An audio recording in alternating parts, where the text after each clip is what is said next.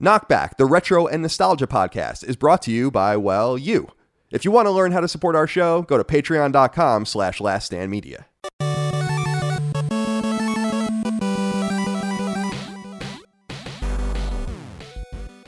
Hello, fellow rippers and fellow nerds. My rippers out there who are also nerds, you are most welcome here. Welcome back to Knockback, Last Stand Media's retro and nostalgia podcast. I'm your host, Too Much Coffee, Not Enough Breakfast, Dagan Moriarty. Every single person in my neighborhood has decided to mow their lawn today as soon as I started recording this podcast. But listen, we've got a special one for you today. The legend has agreed to return for a follow-up conversation. Without further ado, my friend and yours, he's not afraid to die. He just doesn't want to get hurt. Please clap. PJ Williams, everybody. Now wait, let's hold a beat for that sweet, sweet applause. Peach, how you doing, my friend? Locals only, bro. Start on a beat. Ramp locals. It's going to be the ramp locals versus the daggers today, my friend. How do you like that reference? Val nerds. You know, I should have just said skate nerds. I mean, skate nerds is a thing. Well, since Transworld stole it from Brian. Shout out skate nerd. Shout out to OG skate nerd. That's a good point, Peach. And that, maybe we'll get into that conversation. Again, listen, PJ already signaled it. He's already given a clue. Today's topic, PJ and I are going to discuss skateboarding. Let me outline this for you guys a little bit. PJ and I discussed this prior to the episode. We wanted to center the conversation strictly on skateboarding. Of course, it's going to play into anecdotes in our lives and stuff, but here's the plan. We're going to wax nostalgic, talk a little shit, chop it up about, what's going on in skateboarding now, little compare and contrast, hot takes, the whole 9 yards. I'll basically toss PJ a topic. He doesn't know what we're going to talk about, although he knows the stuff we're going to talk about. And then he'll give me his thoughts. I'll weigh in a little bit too, but it's mostly going to be about, I really want PJ's take. You guys know me, right? So we don't have to go, we're going to make it a conversation, but I want really PJ's perspective on these things. And I want you to know, it is a skateboarding-centric episode, but it's going to be relatable to everybody. There'll be a lot of bullet points, a lot of specific subtopics in this that everybody could kind of speak to, because a lot of the things we're going to talk about are larger pop culture things that everybody knows. We're going to get a little molecular and deep and sort of into the nitty gritty on skateboarding too, but it'll be a little bit shades of everything. Okay, so there'll be some hot, low talk on skating, but the bigger picture is a lot of people are going to be able to join in and relate to this conversation and the things we're going to talk about. And maybe, on the other things that are a little more skateboarding subculture specific, maybe you'll learn something. You know what I mean? Come on. This is America. Learn something. You're not learning. You're not doing anything out there. You're too set in your ways. You know what I mean? You got to learn about something. And listen, what better two guys to teach you about skateboarding? Peach, does this sound good to you? I like it, but I'm also starting to agree with some of these podcast comments about you being long-winded. We're 4 minutes in, and I said like one word. You know what's funny about this? Helene never, ever listens to any of my podcasts over the course of 6 years. And she listened to the one, the first one you and I did. What was it, a month ago? Yeah. And that's exactly. She said, "Can I offer a little bit of criticism?" I said, "Absolutely not." But she still weighed in with her criticism. Yeah, but let me start that off a little bit, Peach, before we get rolling on these things. And I hit you up with the topics. How you doing? How's life? Talk to me about whatever you want. Life is good. I'm back in occupational therapy for my hand. I went to go see a doctor the other day, but he didn't want any part of it because my hand is so messed up that they don't want to, I guess, take on anyone else's work. So I don't know if for the viewers, I don't know if you didn't see me at the live podcast, but I usually wear like a crazy brace because I broke my hand like 3 years ago and they messed it up really bad. And I've had like multiple reconstructions and now my hand is stuck like this. And I There you can't go. move. Yeah, I It can't. looks like you have a nub when you do it that way. People are Yeah, getting yeah. afraid you lost a finger there. All right. Yeah, I might as well have. Give us the 3. You know what, Be better Peach? off. I don't know how we didn't touch on this in our first conversation, but you didn't tell us how this injury occurred. Do you mind talking about that? Tell me when this happened and tell me exactly what happened with your hand initially. Oh, it was the stupidest thing ever. Like, I wish I can be like, yeah, I fell skating and doing some like insane trick, but in reality, I fell taking out the garbage. Of all the years that I've never slipped on ice, I slipped on ice. And I came down with that sick, like, superhero, like, punch to the ground on the knee type thing. And I punched the ice. Thank God I punched the ice because I probably would have done even worse if it went straight to cement. Oh my God. But yeah. What were the extent of the injuries as soon as it happened? Like what happened? Dude, it was like nothing. Like I broke my pinky finger. Okay. And it wasn't even that bad. And then the original surgeon just did something. We think that he pinned the tendons into my hand. And he just left it casted for like 3 months without taking it off or anything. And my hand looked like a mummy. Like when they opened it, it was like just bone. Oh, dude. What kind of quack? You had good health insurance. What happened? The best part of this is I told him that something was wrong with my hand because I felt it. And he goes, well, you just need to put in more work. And he goes, I'm also a hand trauma survivor.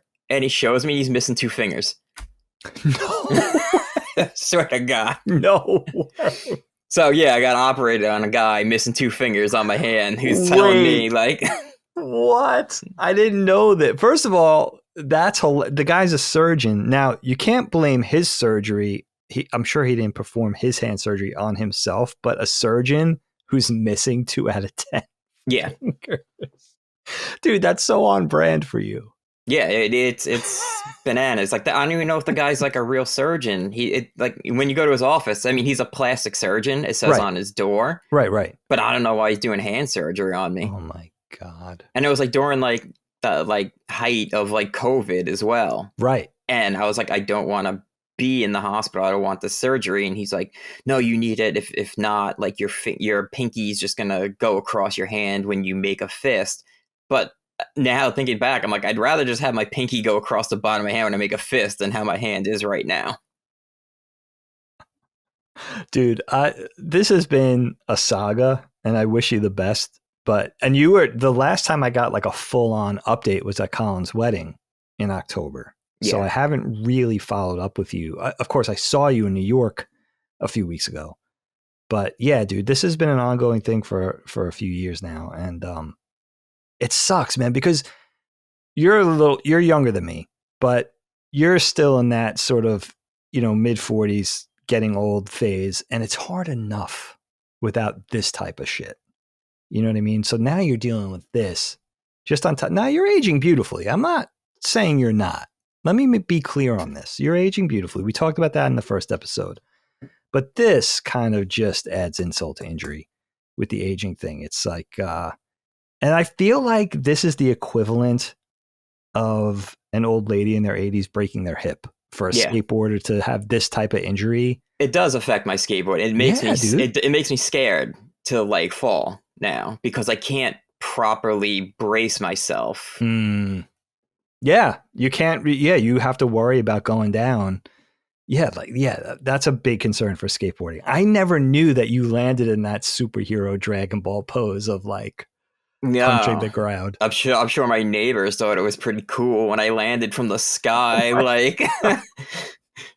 But unfortunately, You know? I just see the ground cracking like Yeah. all dramatically. Instead, that was my hand cracking all dramatically. God, dude. Oh, dude, that's awful. But hopefully, you gotta. I don't know. It's funny that the damage is not funny, but and I know this is a thing, but the damage is so bad, and doctors being the way things are now, just being afraid to delve in because they're afraid of malpractice suits. I couldn't even, I tried to sue him. I couldn't. No one wanted the case. I couldn't find a lawyer who would take the case because, and like the last guy I went to, I was like, be honest, like, why don't you want this case? I went to like shopped around like all these like high end New York City like lawyers. And he was like, to be honest, because it's not fixed. And he's like, we're going to have to put our own money into trying to figure out what happened. And it's just kind of not worth it. Yeah. But yeah, I guess there would be a certain, I mean, the law people out there would be able to speak to it better than you and I, but I guess there would be a certain level of investigation. Yeah. And apparently you only get like a year and a half or something like that in New York. Oh. And I was still getting surgeries after a year and a half. Makes sense. So I'm like, I'll try to sue him after, but by then everyone's like, you know, you only had a year and a half. We could extend it, but you know, it's not worth it. Like, we're not going to take the case because we have to spend our own money. So I was like, all right, yeah, whatever. Right. Because that legwork would have been costly on their end. I still, from my ignorant perspective, it still seems like they could, you know, you could both profit off it, you and whoever represents you. But that's what I thought. Right. But they probably have a log line of like, or a scroll of easier cases that they could just, you know. Yeah, I went from like ambulance chasers to like, you know, like OJ lawyers, like, but no one wanted it. The people you see advertising on Richard Bay, right? Like those. Yeah. Yeah. My dad had one of those guys when he fell in the hospital. My God. He was awesome. This guy was like insane. He looks like he would go to like, I never saw him in court. We never go to court, but he looks like one of those like shyster. Like, I don't know if you saw, I think it was called The Night Before. It was like an HBO special where this girl gets killed and they think this Indian guy did it. And he gets a lawyer.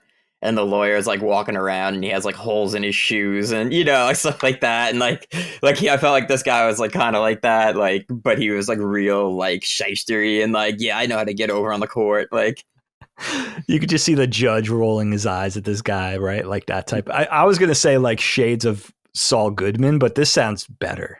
This actually sounds better. He actually kind of looks like Saul Goodman too, which was the funny part. It's like, all right, I'll go with this guy. All right. Well, you're gonna have to keep us updated on this whole saga. It's not going away. It's a thing. And I might as well go get a sweet handicap sticker at this point. Oh, you don't have one? No, I have an illegal one that my mom had. Right. But I don't feel like using that and getting arrested. But I might as well go pick one up now.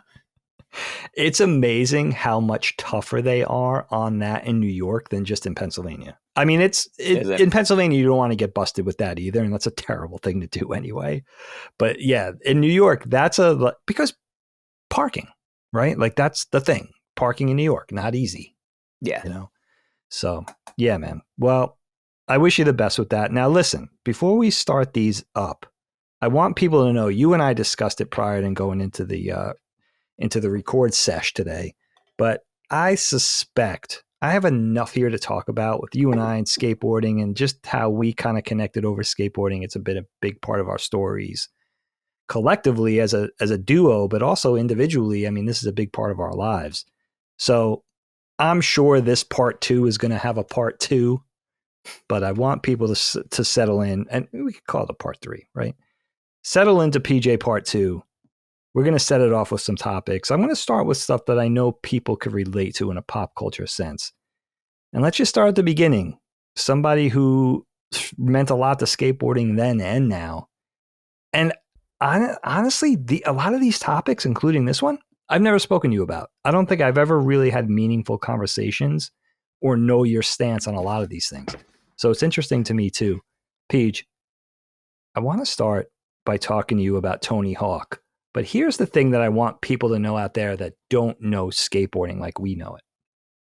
When I started skateboarding in 1987, Tony Hawk was already the figurehead of skateboarding. He was already the household name-ish, household name adjacent, most important, most successful, winningest professional skateboarder of the 80s. Okay. When you and I started skateboarding together in the early 90s, by the time 91, 92 rolled around, right? Yeah, he was doing demos at like Great Adventure. Like, yeah, for like $100 a day. He talks about that stuff, which is phenomenal to go from like this riches to rags type thing. But also skateboarding was going, now skateboarding has a very cyclical lifespan. It has booms and busts, but skateboarding died in a pop culture sense in the early 90s. And for hardcore skateboarders, vert skating, vert ramps and pools died completely. So skateboarding went underground. For the skateboarding hardcore, it was just street skating. Vert skating, ramp skating became very passé. And you and I, as avid street skaters in the early 90s, had this thing where when skateboard videos came out, then on VHS, we had this thing called the vert button, which meant that the vert skating, the vertical skating, half pipe skating parts of the videos, we would just fast forward through.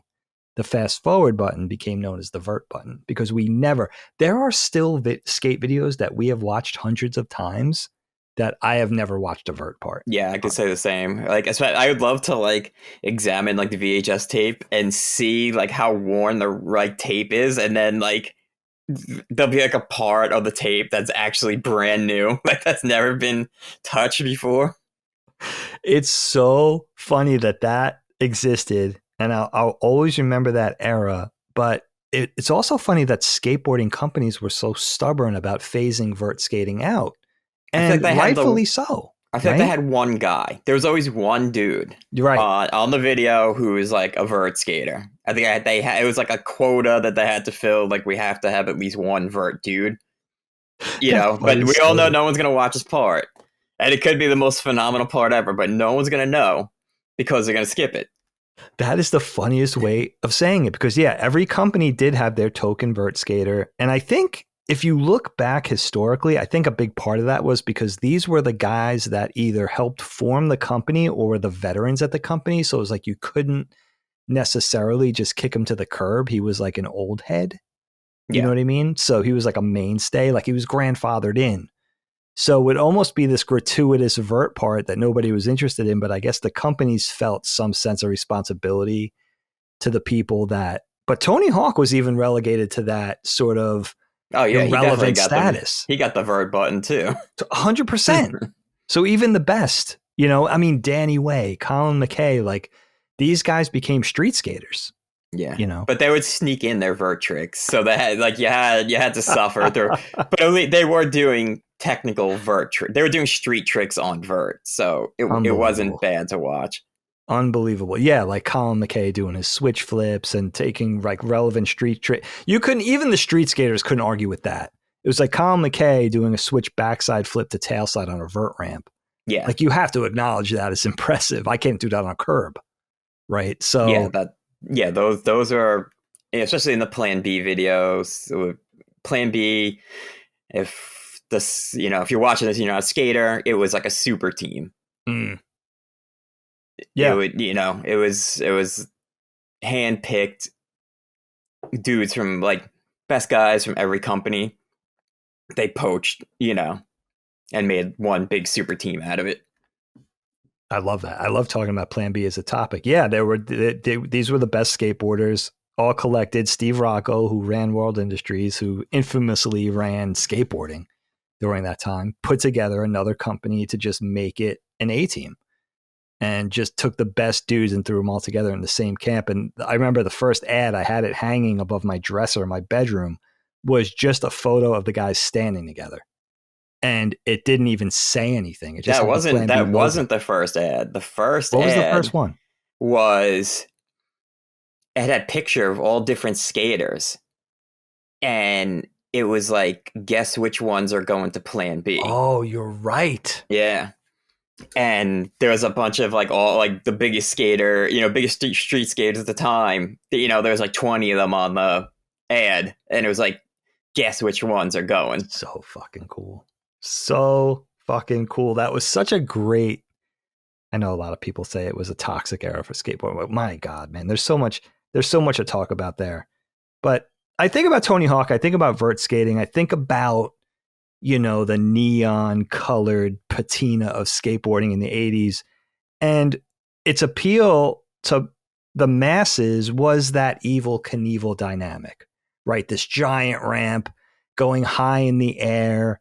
It was kind of that Las Vegas show thing of making this death defying before the Jamie Thomases and Pat Duffys of the world starting hucking themselves down huge sets of stairs.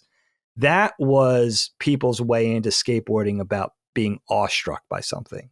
So I understood the appeal of vertical skateboarding in a pop culture sense, but I also understand how it went to street skating in order to be sort of inclusive to the suburban masses who didn't have access to pools and that's $20,000 vert ramps. We didn't have access to those. That's there was no skate parks here.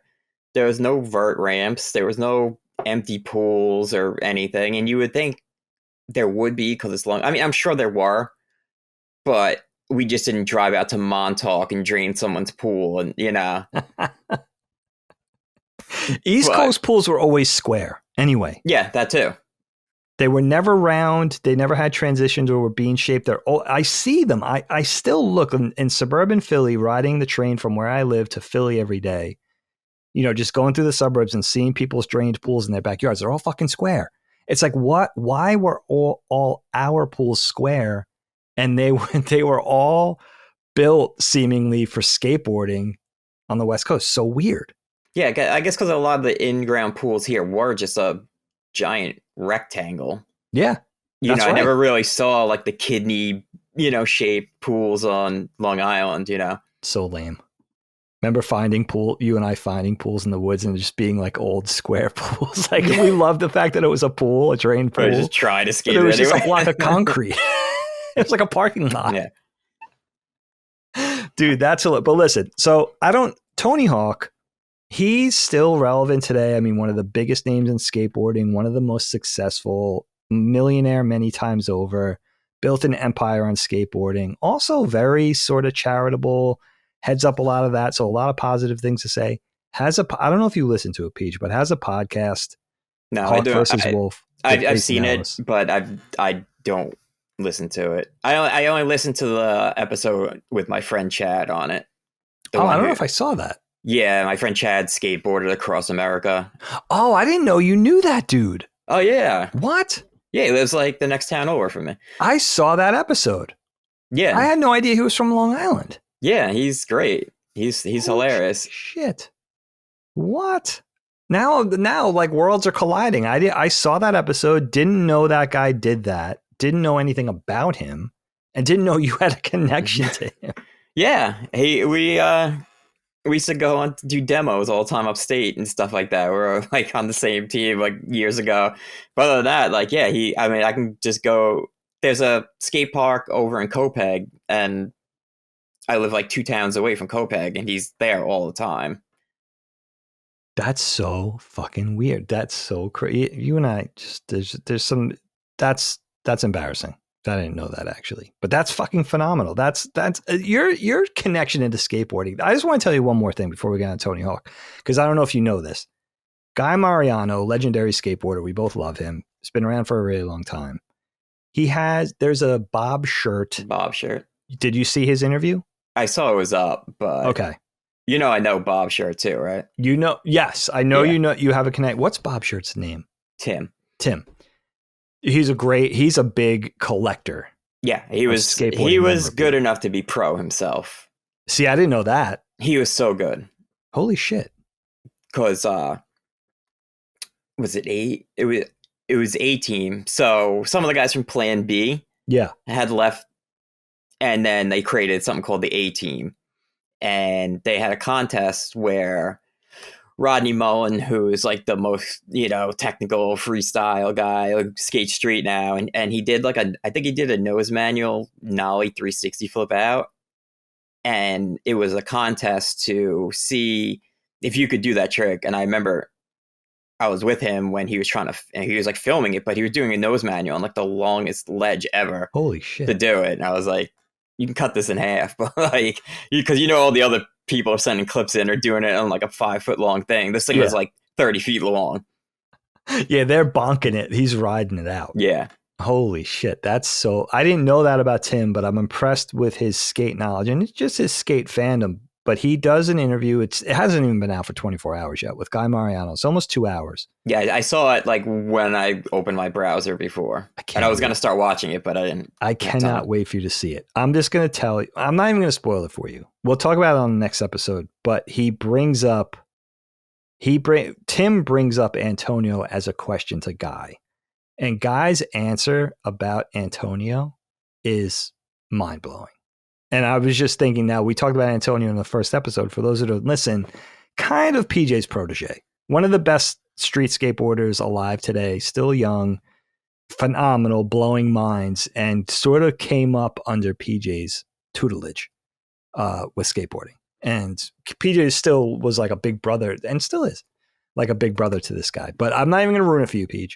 I want you to. I was like, what the fuck? The way this connects to PJ is like, I can't believe it. It's like 2 levels of separation, Yeah, I'm the Kevin Bacon of the world.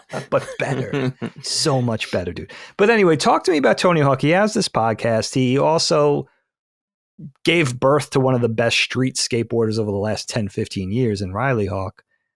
There's a lot of ways to take it with Tony Hawk, but I never really picked your brain to see what you think of him, the empire he's built off skateboarding, the video games, whatever you want to talk to me about. Just give me your opinion on Hawk. I mean, he's like Hawk and Vitamins like on TV right now. Like Kim watches Game Show Network all the time. And the commercials are either like Shriners Hospital, like dying dogs, or Tony Hawk and Vitamins. So oh my God. He's still like phenomenally good. Do I want to watch it? Not really. Did I ever want to watch him? Not really. I would rather have watched the Christian Hosoi, since he was like his rival. I'd definitely, especially for vert tricks, I'd definitely style over technical ability on a vert ramp. That rivalry is important to mention. That Christian Hosoi, the sort of style and air and sort of, that whole flavor versus Tony Hawk's technical wizardry, which I never thought Tony Hawk, I never thought the style, he's gangly, he's long, he's a lanky dude, but I never thought there was a mastery of his tricks that didn't look sloppy. I mean, he didn't flow like a Christian Hosoi. He didn't have that charisma, but that was always the thing. It was like, which flavor do you like? It's chocolate and vanilla. Tony was a big part of that. But what do you think about, I mean, you could mention, there's other people too that maybe we'll talk about today, like Deerdick and other people that have become adjacent to being a household name in skateboarding. Never bigger than Tony Hawk is now. Yeah, Tony Hawk. What do you think of that? I mean, he is the epitome of skateboarding. Like you'll see on like Jeopardy or something like that, they'll be like, Tony Hawk is, so, and the big, answer is like skateboarding, like he is the face of skateboarding. I would 100% agree on that. And yeah, he was definitely influential. He was definitely, especially his haircut. He had the haircut in the 80s that like every other kid had, like the swooping, the flop hair. He seems like a super nice guy. He does a lot for skateboarding with, I believe he had to do with building the skate park in Brentwood. Oh, is that right? I think it was the Tony Hawk Foundation. Okay. But besides that, I really kind of have no interest in his skateboarding. I hear don't you want to on sound that. like a jerk or anything, you know. No, He's dude. he's like an older dude now, but I want all the takes, man. I want your honest to goodness opinion. I mean, I agree with you though. You have to respect the staying power. This guy loves skateboarding. I mean, he had and still has a company. He came up as a big pro for Powell, but Birdhouse Project / Birdhouse, formative skateboard company, always had a kick-ass team, put a lot of guys like Andrew Reynolds on the map, a true passion for skateboarding, industry-wise and as a pro skateboarder. I mean, the guy's 55 years old, still skating vert, still very active. I mean, still skate street better than I can. And broke his femur, last year, and was compound fractured his femur and was back on his board in 3 to 4 months. yeah, In his 50s. It's fucked up. Those fucking vitamins, man. It all comes back. That's the thing, though, that's the negative sort of look that he gives off, is that you have your foundations, you're a millionaire many times over, you have your company, you're well respected as a skateboarder who's stuck around all this time and has a real passion for skateboarding. But why do you have to hawk the vitamins too? You know what I mean? Like for an extra 10 grand or something like that. I'm sure he gets paid a lot for that commercial. That's probably true. It's like, I can't, accusing people of selling out is like very 10 years ago. Like, I feel like that's not a thing anymore. Yeah, especially when you hit a certain age, it's kind of like you have a family support. You get it. You understand why people. Yeah, no, that's absolutely true. And at the cadence of it too, like clothing lines in Walmart, like crossing over from, you're going to be under the auspices and the sort of thin eye of skateboarding as far as being criticized if you go zoomies, like if you go mall store, but then if you go box store, the slap message boards are going to have at you. You know what I mean? So respect for doing you, and still, like, again, being very formative in a core way in skateboarding as far as like industry, putting people on, building teams, staying true to it, his charitable foundations, all of that. But there is something inherently, I hate to say this, man, but I know he's from San Diego originally, so I don't want to say LA, but there's something so inherently Southern California in doing that flavor of like, I'm going to do the vitamin commercial too. And I'm going to sell, like, I feel like, forgive me for saying this, if Tony Hawk was from the West Coast, I don't think he would have that gene. It's just a different gene. There's something about, even on the podcast though, there's something, he seems like a nice guy, genuinely passionate about skateboarding, which I respect. And he's been around my entire life in skateboarding. So just seeing him there gives me the warm and fuzzies that he was there in 87 as much as he is there in 2024. Yeah. But there's just something about him not only having so much money, but he always brings it up and ties it into the conversation somehow. Whether it's like his 19 Teslas or the elevator in his house or whatever the fuck he's talking about. Just like Colin. He is the Colin. Colin is the Tony Hawk of podcasting. He is. He really, you know what? Those two need to get together and maybe do something together. Yeah, man. But yeah, Tony, I mean, it is funny that, I don't know, the podcast is another thing too. Like, as much as you may not like the podcast, and I think Jason Ellis is kind of a weird dude. Did you ever hear? Is that who his co-host is? Yeah.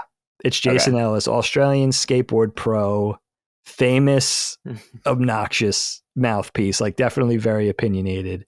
If you guys don't know Jason Ellis, famous for skating naked. That's right. He brings that one up a lot too. I mean, he's an interesting dude, but apparently I didn't know this. He was a conventional satellite radio host in another life. He's also like a professional boxer and all this other kind of stuff, besides being a professional skateboarder. Very, very on brand for an Australian, kind of funny. But he has, back in his radio days, he has a famous exchange, really aggressive exchange with LL Cool J. Really? Basically ends up, it's an interview, starts off as an interview, and 5 minutes in, LL Cool J is threatening to beat his ass. Like, it is the best It's Dude, probably the best piece of radio I've ever heard in my life. how are you gonna go with Uncle L like that? It's Like, ridiculous. I don't know what he was thinking. LL Cool J is like the New York icon. It's like the Like, godfather of yeah. rap. Yeah, so well respected. And talk about a guy who crossed over into mainstream Hollywood being an actor Yeah. and still garnered that respect. Yeah, Jason Ellis pisses him off somehow. I don't remember exactly what the catalyst was, but tries to walk it back and just step it back into a regular interview. And from that moment on, LL Cool J is not having it. And That's great. just, oh, dude, it's the best. Is it an in-person interview? No, it's all radio. They're just literally, it's just audio. So No. I mean, like he's actually sitting with Jason no, Ellis I don't doing it? think so. That's a good question. I don't think they're in the same room. I don't know if Jason Ellis was still in Australia at the time. I don't think so. But let's say Ellis was in San Diego and LL was on the East Coast. Yeah. Oh, dude. Oh, it's Maybe absolutely classic. Some no jumper shit. LL Cool J just So no gets over jumper. the desk. Very no jumper. It's no jumper all over the place. Yeah, man. I mean, what do you think? Closing thoughts on Hawk? I mean, we got to mention the video games, right? Yeah, I mean, that's those video games probably brought so many kids into skateboarding. You know, that's well said. as much as fun as they were, after a little while, especially with the skate game, like as a skater, you start getting tired of like doing like 100 kickflip off a Eiffel Tower and landing on a rail, you know, so you start trying to do like real, you know, like street lines and stuff like that, but you're getting like 6 points. You know, like, yeah, I'll switch back tail this, you know, ledge, but oh, cool, you didn't, you know, like 360 flip in the middle of it and land, so like nose grind, like, so you're not getting any points. It's so funny. Like by the time we had the first 2 Tony Hawk games, I would say skateboarding was already getting to that level, actual skateboarding, where it was like, oh, this is getting these combinations on the mani pads and on the ledges. Like it's getting very Tony Hawkish, where we've reached an era now in skateboarding where a lot of things that kids are capable of feels like a Tony Hawk game. So it's a direct reference, but he was one of the first. It's interesting now that Tony Hawk has an animated series coming out. Did you know this? No, I had no idea. He has a cartoon coming out. Look, I don't know anything about it, but it looks like animal characters and Okay. it looks like it's appealing to a pretty young base. But the first pop culture thing that he gave us did have some respect from skateboarding. PJ could confirm this because you had relevant actual pros, the gear, the skate spots, the tricks. Like it involved, it was a hyperbolic version of actual skateboarding, but it did sort of usher in a lot of late 90s, early aughts skateboarding stuff that was actually relevant to core skateboarding.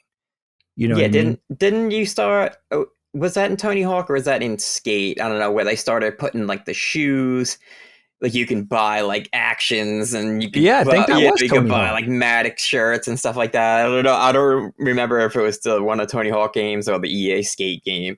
I think Tony Hawk did have that, even if you couldn't get the gear, like it had who Kareem was sponsored by, or Kareem have an action shirt on, or whatever it was. You know what I mean? So yeah, it tied in actual skateboarding, but it is funny that skateboarding has arrived at this point where it does feel like the video games, but then it comes full circle because actual skateboarding will reference the Tony Hawk games as far as that feels like a Tony Hawk game. So it's become this whole entire thing, which is funny. And you know what else, Peach? Like not quite my generation, the generation just before me, the guys I looked up to when I started skateboarding had Back to the Future. That was their reference point of like, this is why I started skateboarding. And then as you say, a lot of kids that were coming up, that was their reference point. That was the catalyst for them to start. It's like, I want to actually do this, you know?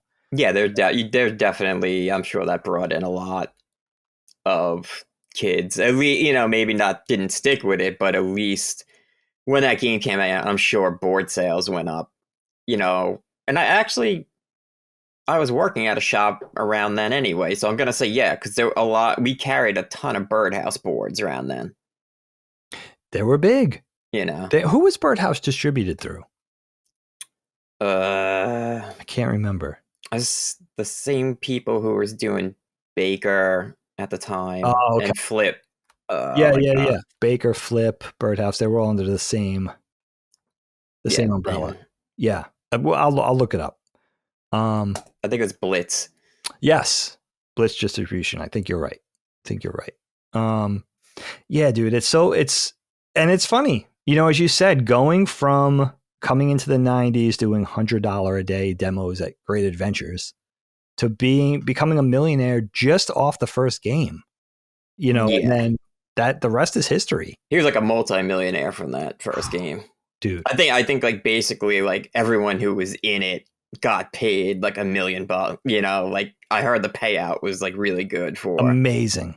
Yeah, like who was that? Bam, Kareem, Alyssa.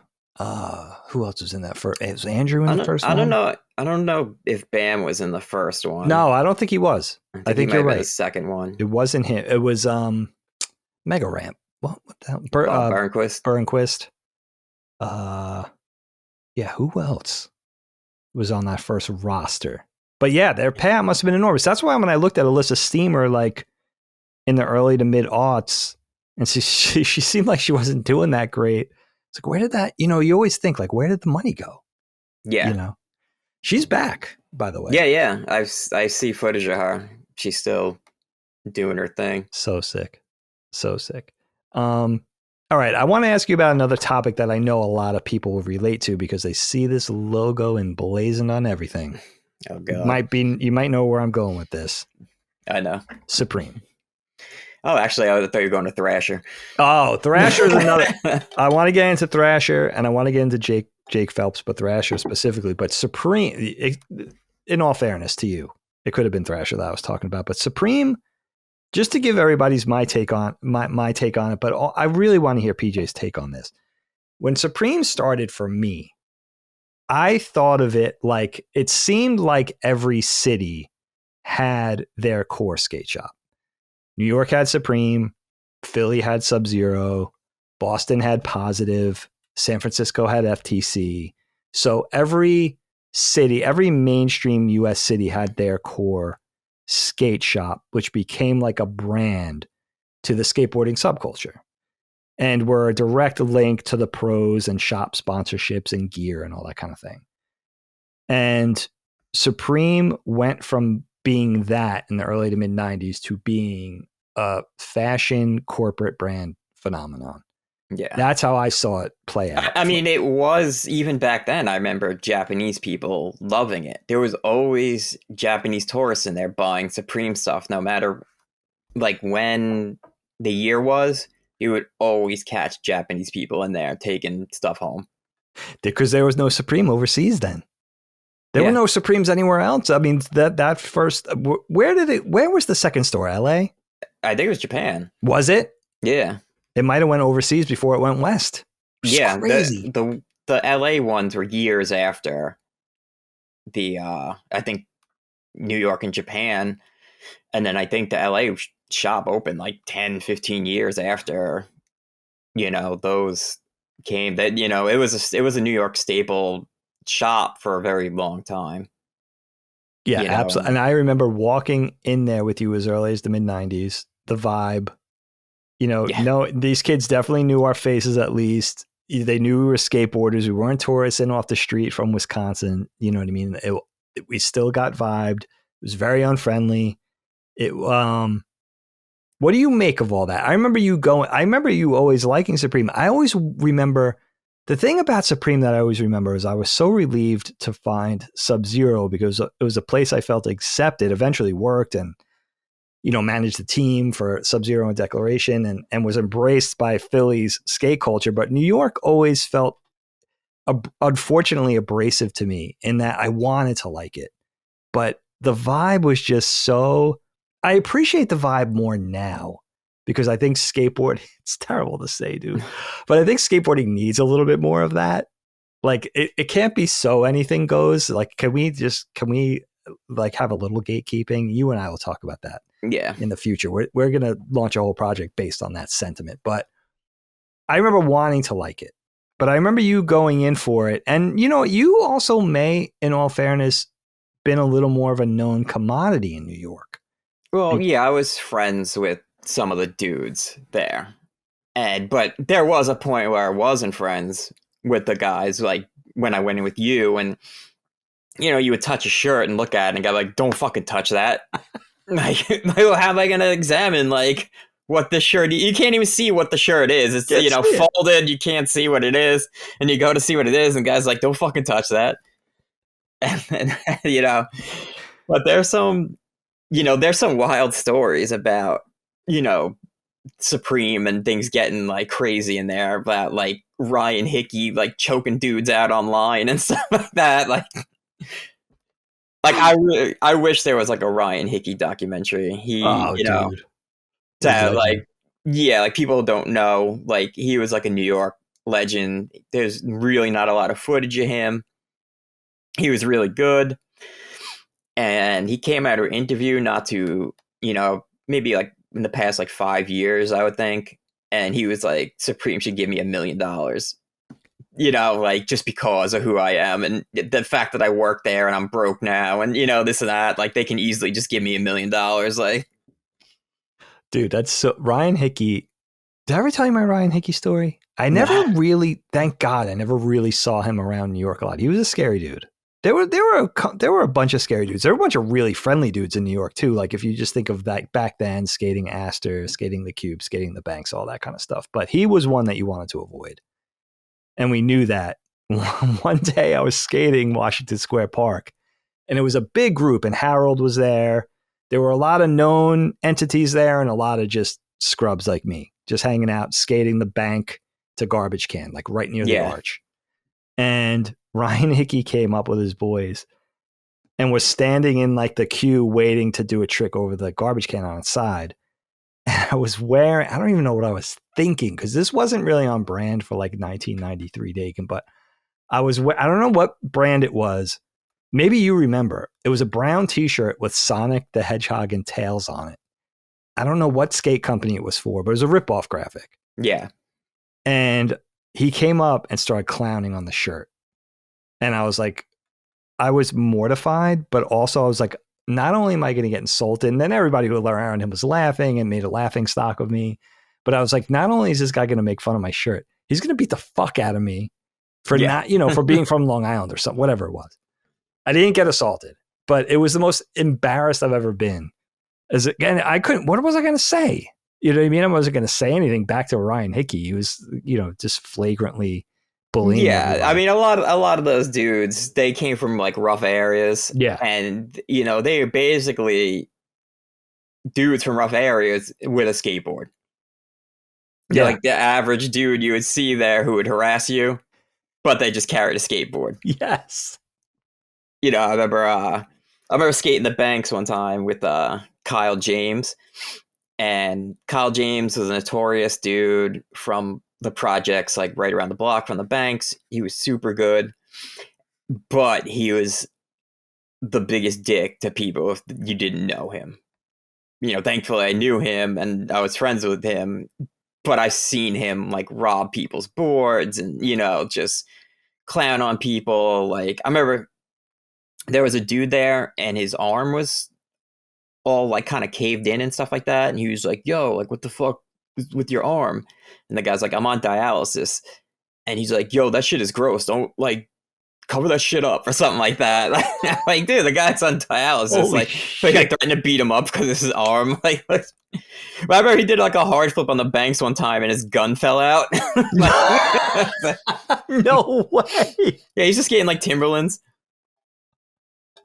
Dude, that is the flavor of skateboarding. Like, it's so terrible to say, but that was an era where it was like, yeah. I mean, we had our guys in New York. I know San Francisco had like Coco Santiago and James Kelch, like, sort of unleashing terror on everybody. Yeah, there was every always... city had it. Yeah. But that's how skateboarding was back then. You just didn't go to Pier 7. You just didn't go to the Banks. Like, if you did, maybe it would be fine and maybe it wouldn't. Yeah, I mean, I skated the Banks so much at one point that I was kind of like a local there. So They knew you. Yeah, they knew me. No one messed with me. Matt Kalen always had weed on him, so he would like share it with everyone. And, so from there on out, like no one would ever say anything to me or Matt or, anything like that. Like everyone Shout was out, just, Matt. yeah, Oh, Matt's dude. awesome. Love that dude. Love him so much. Now this is what Supreme was. We know where it's come. We know how it's evolved. What do you make of this? You go into a mall store, every mall store. It's crazy because I have like a whole closet full of like old Supreme clothes, and a lot of it I got for free. Dude, you sit on a fortune. I am. I really am, and I don't wear any of it anymore because I don't want to look like your average 16-year-old, mall dweller, hype beast kid. Right.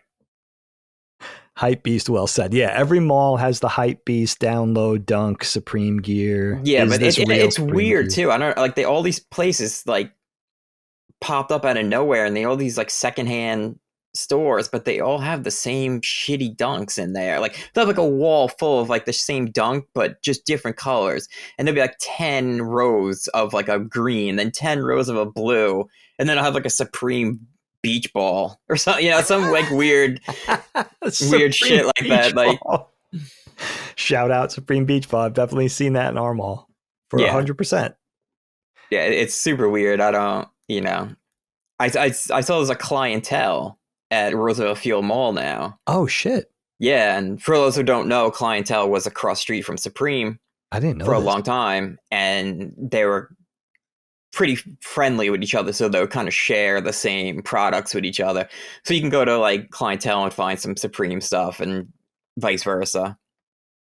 That's interesting because if you see Supreme at clientele, it's real. I was going to say that if we go down to the shore, you go down to Wildwood or Ocean City, and they got all the knockoff Supreme gear. That's how you know this thing's become like a fidget spinner.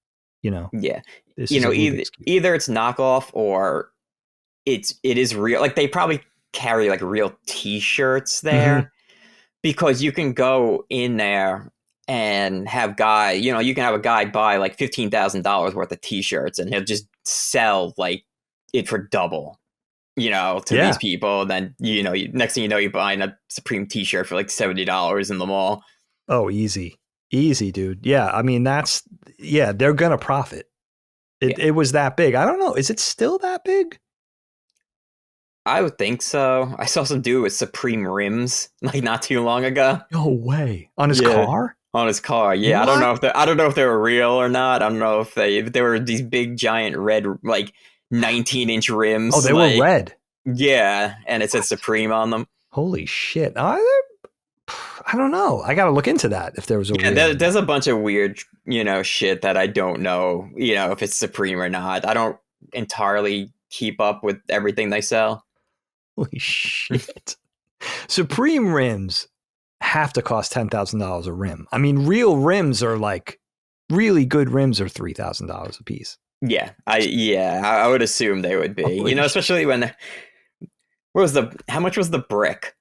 I was just thinking about the brick. I think the brick was like $20 or something like that. That's not bad. And some people out there, Supreme made a brick. An actual brick, construction grade brick, said Supreme in the middle. There was a brick. What else did they do? They made Oreos. I didn't know this. Twardy bought the Oreos. They were like red Oreos. Where could you get them? At Supreme. Yeah, it was like $10 for it was like a sleeve of Oreos. It wasn't even like a whole like box of Oreos. It was literally like a sleeve.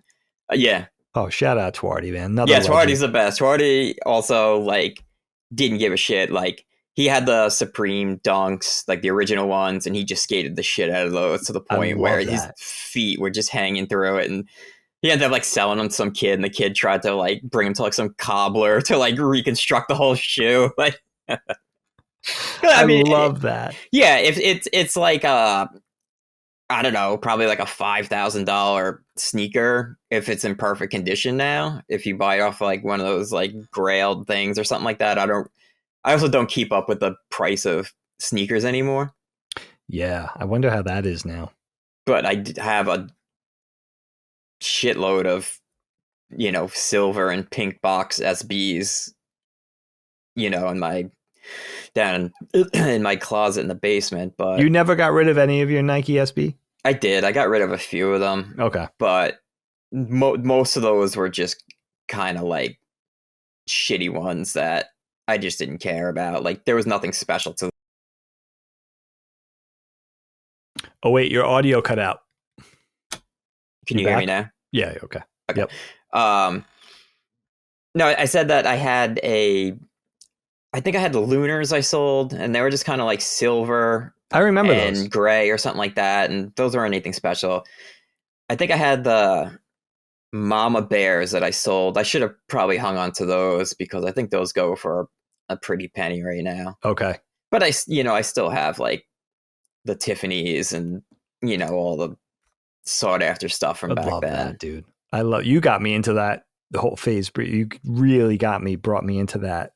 Not kicking and screaming. I loved it, but you were the one like that really showed me that whole thing where that whole hype beast meets skateboarding thing that was going on in the aughts with gear, especially with the Nike SBs and everything like that. Yeah, like when that Nike SB video dropped, it was like the promo one. Mm-hmm.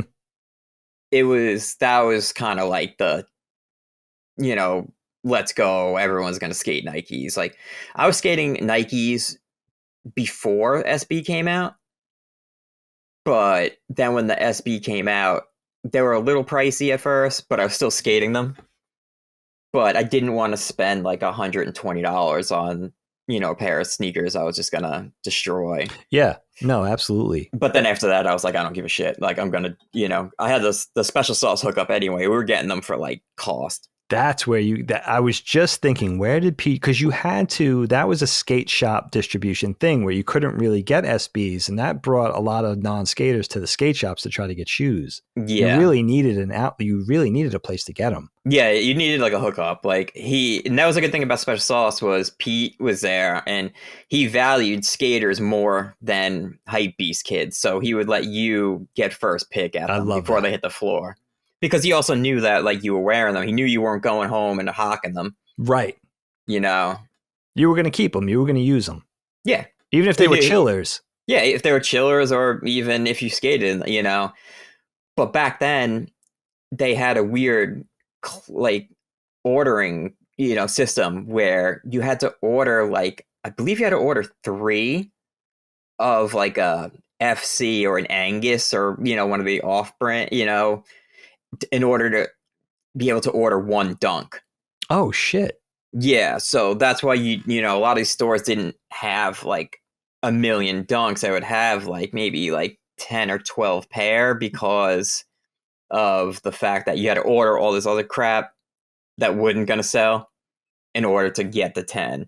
But now it's not like that anymore. Like my friend Chris, who owns Olympia, was telling me it's just you could just blatantly just write out order dunks now. Oh, so that means they're making more. The production runs are bigger. I don't think they are. I think they're actually smaller. Really? Yeah. Holy shit. So it's easier to get, but it's still limited. There's still a limited amount. Yeah, I think they make less now. From my understanding, I don't quote me on that, but I believe that they make less now, and that's why people need to buy raffles and shit like that in order to buy them now. Yeah, that's interesting. I remember I used to get mine at Nocturnal in Philly. Shout out Nocturnal, because no one knew Nocturnal was there. Like it existed in that space, right between Sub-Zero and Manayunk and Fishtown, which had Exit and all that kind of stuff. So yeah, Nocturnal still exists, but it existed in a weird space. Shout out Nocturnal. But they only got like a size run of each shoe. Like they would have not, whatever it was, 8.5 through whatever 12, and they would get one of each, and that was it. Yeah. So if I couldn't get the 9, and I always ended up getting the subpar, like the Irie and all that kind of stuff, like not the ones that were really sought after. They were somewhat limited, but they weren't like pigeons. I sold like all the like low end, just like 2-tone color ones that weren't anything special. Those are the ones that I end up selling. Everything else, I have downstairs or old and sought after. Let me ask you this, Peach. What do you think of the big brands, Cons, Three Stripe, Nike, New Balance is doing numeric now? What do you think of the big shoe brands coming into do core skate? Like what, versus a Vans or versus traditional skate brands? It doesn't bother me. And especially it doesn't bother me because they're more comfortable. And they, like Adidas and Nike has technology that's patent to them that other people can't use to make their shoes like more comfortable. Like I only skate Adidas at this point, or I would skate Nikes if they brought back the FCs. I like skating in like soccer shoes, so I skate like the always did. Yeah, I like the Bushnets. Like that's basically what I skate at this point. It's a great point. Like these big companies, these legacy shoe companies, they have the money, they have the expertise, the experience, the deep pockets to create a good shoe versus even a new, I don't know what the newest shoe company is, but I think ASIC just put out some so they got shoe. A brand. Yeah, I think they're up in here now too. That's interesting. And who was the first one? Was it Reebok with ice cream? No, it was Nike. Nike SB was first. It was just Nike. It had BAM on it. Remember they had like some weird pump type shoe. Yes, I forgot all about that. Yeah, it was like they were ugly. I think so BAM Nike was and doing skateboarding before SB.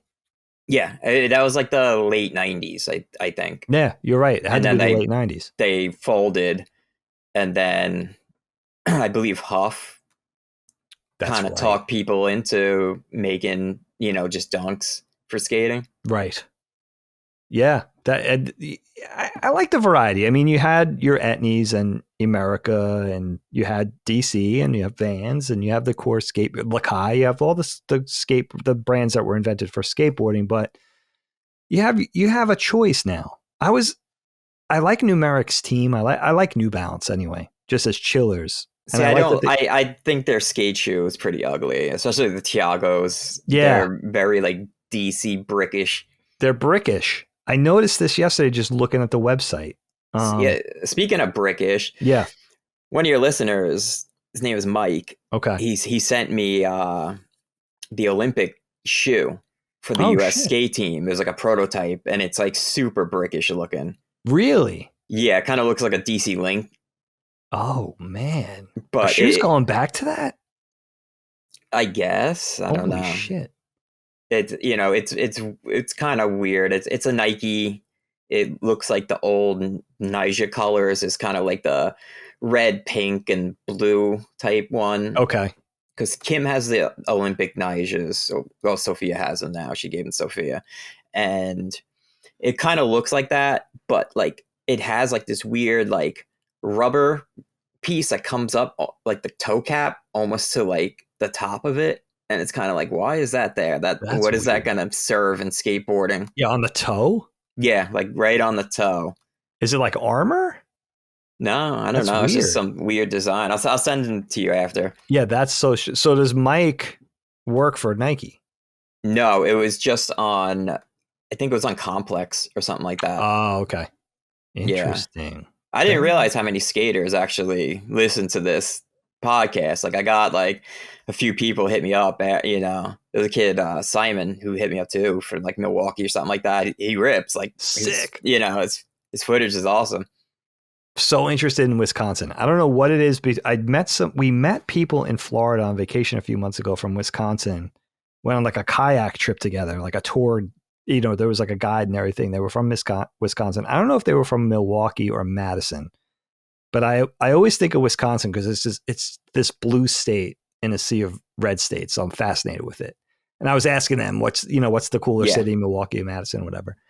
And I'm fascinated, absolutely fascinated with Wisconsin because I've never been there before. But it seems like it should be moved to the coast with the other cool places. It looked like a lot of the spots I skate are like indoor parks and stuff, and it's probably still like 10 degrees cold out there. Yeah. Like when I went to skate Chicago, it was just going from like winter to spring, and like one day it would be like super freezing, and the next day would be like beautiful. That's Chicago must be. I haven't been there yet either. I'm embarrassed to say that. Can't picture a family vacation to Chicago. No one's interested. Like my kids and Helene are like, why? Why? And I'm like, because it's a city. I love cities. I want to. Yeah, it's not the like. If I was like a tourist, I don't think I would really be interested in going there either. It had some pretty good skate spots and skate parks and stuff like Oh, that. it must. Yeah. Well, you know what? We're jumping around a lot, but I had this on the list. So let me stick with you for this one. Cities in the U.S. Let's just stick to the U.S. for now. Rate what is a city you really love? Maybe the answer is New York. Maybe it's a different one. And what city do you find?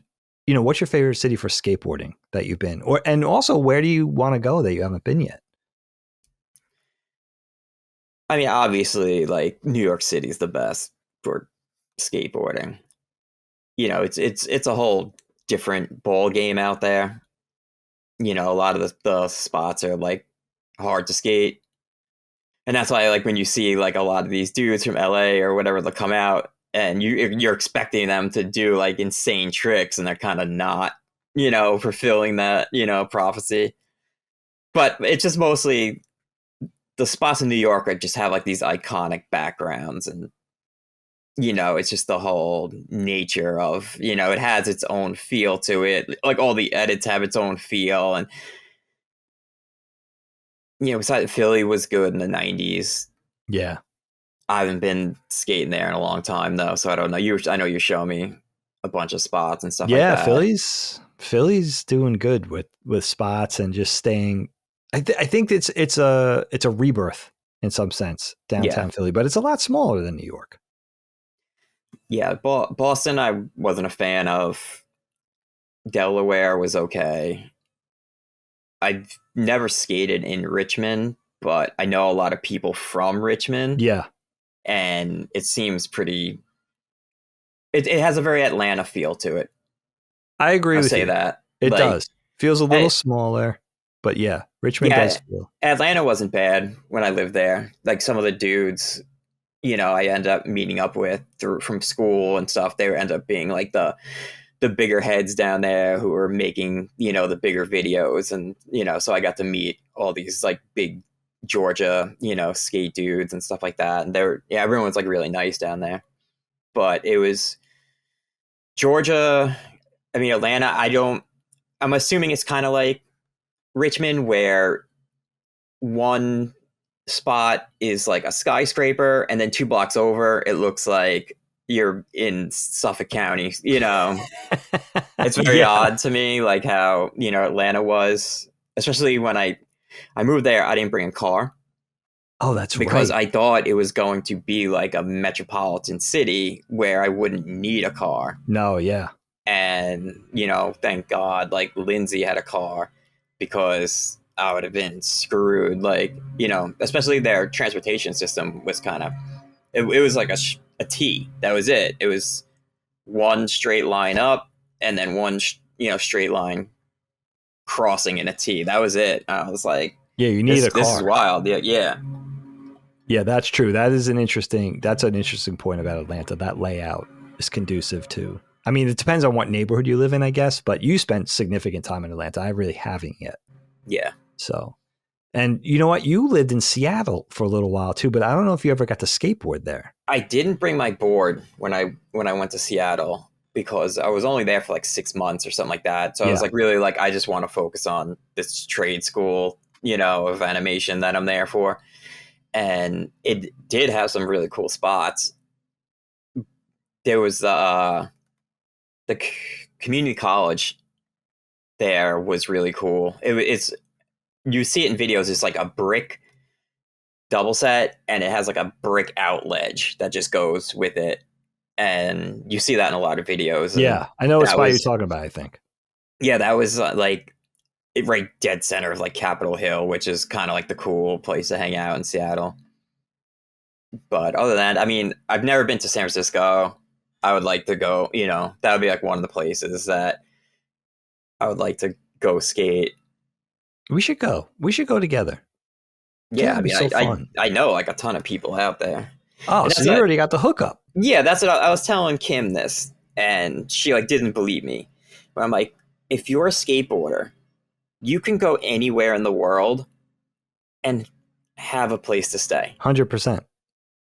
I It's said, you always know, been like that. yeah, I said you'll meet up with like one random skateboarder and you just be like, yo, like I'm from so and so, like I don't have a place to stay tonight, like can you like crash at your place for the night? And they'll, 99% chance they're gonna say yeah. No, 100%. It's nomad friendly. There's just something about that subculture. It's never really changed. It's always been like that. Yeah. There's a connection, a deep connection over just being a skateboarder. It's unlike a lot of it's weird, right? Like if you go into a city and be like, I'm a golfer. Yeah, that's it. Yeah, I was trying to explain that to her. I'm like, you can't just go, wearing your ping hat and khakis and shit like that, and like, or you'd be like, yo, like, let me crash at your crib, like, no, It's such a good point. There's something weird. There's something in skateboarding, in skateboarders that Yeah, I'm sure it's the same in like BMX and rollerblading. I'm sure, but I don't know that. I'm only talking from like a skateboarder's, perspective. I wonder. But any other sport, like you said, like a baseball, like yo, like mainstream sports. I'm really into baseball, so I'm gonna go to like Florida and just randomly show up in Orlando and start asking people to stay at their place. I wonder if that started because skateboarding is a relatively new thing. If you look at just the history of everything, right?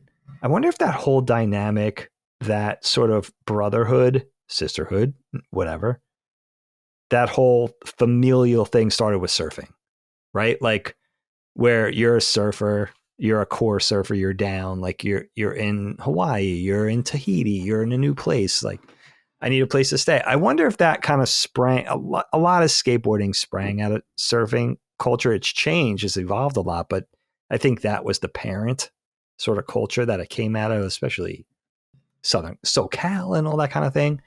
But let me ask you this, because this is on my list, and this is something we never really talked about or certainly connected over. I've done very little of this in my life. What do you think of surfing? I've never surfed in my life. I don't know. I have like a really bad view on surfing. Oh, like just perspectively from out here. I'm not gonna like trash all surfers and stuff like that. But a majority of the surfers on Long Island that I've met, they're just jocks who surf. They're like, they live their life like half Guido-y and like they don't look like surfers. They That's just look interesting. like jocks with like surfer hat. I mean, like some surf brand hat. Yeah. But it's not the like Spicolis and like there's none of them here. These dudes are all like buff and they're all, they look like regular ass like jock type dudes here. So boring. Yeah. Generally. Yeah, for the most part. And, from my experience of being in, going to skate shops and stuff like that here, they're not, I mean, they are friendly after a while, but they seem to be more like closed off than like a skater would be, I guess. Yeah, that's an interesting way to put it. I mean, I don't know if this is true. You would speak to this better than I could, but the few surfers, like core surfers, hardcore guys that I knew from Long Island that surfed, it was all Robert Moses. That's where they went. It was just Robert Moses. That's where they surfed. And that was like the best breaks.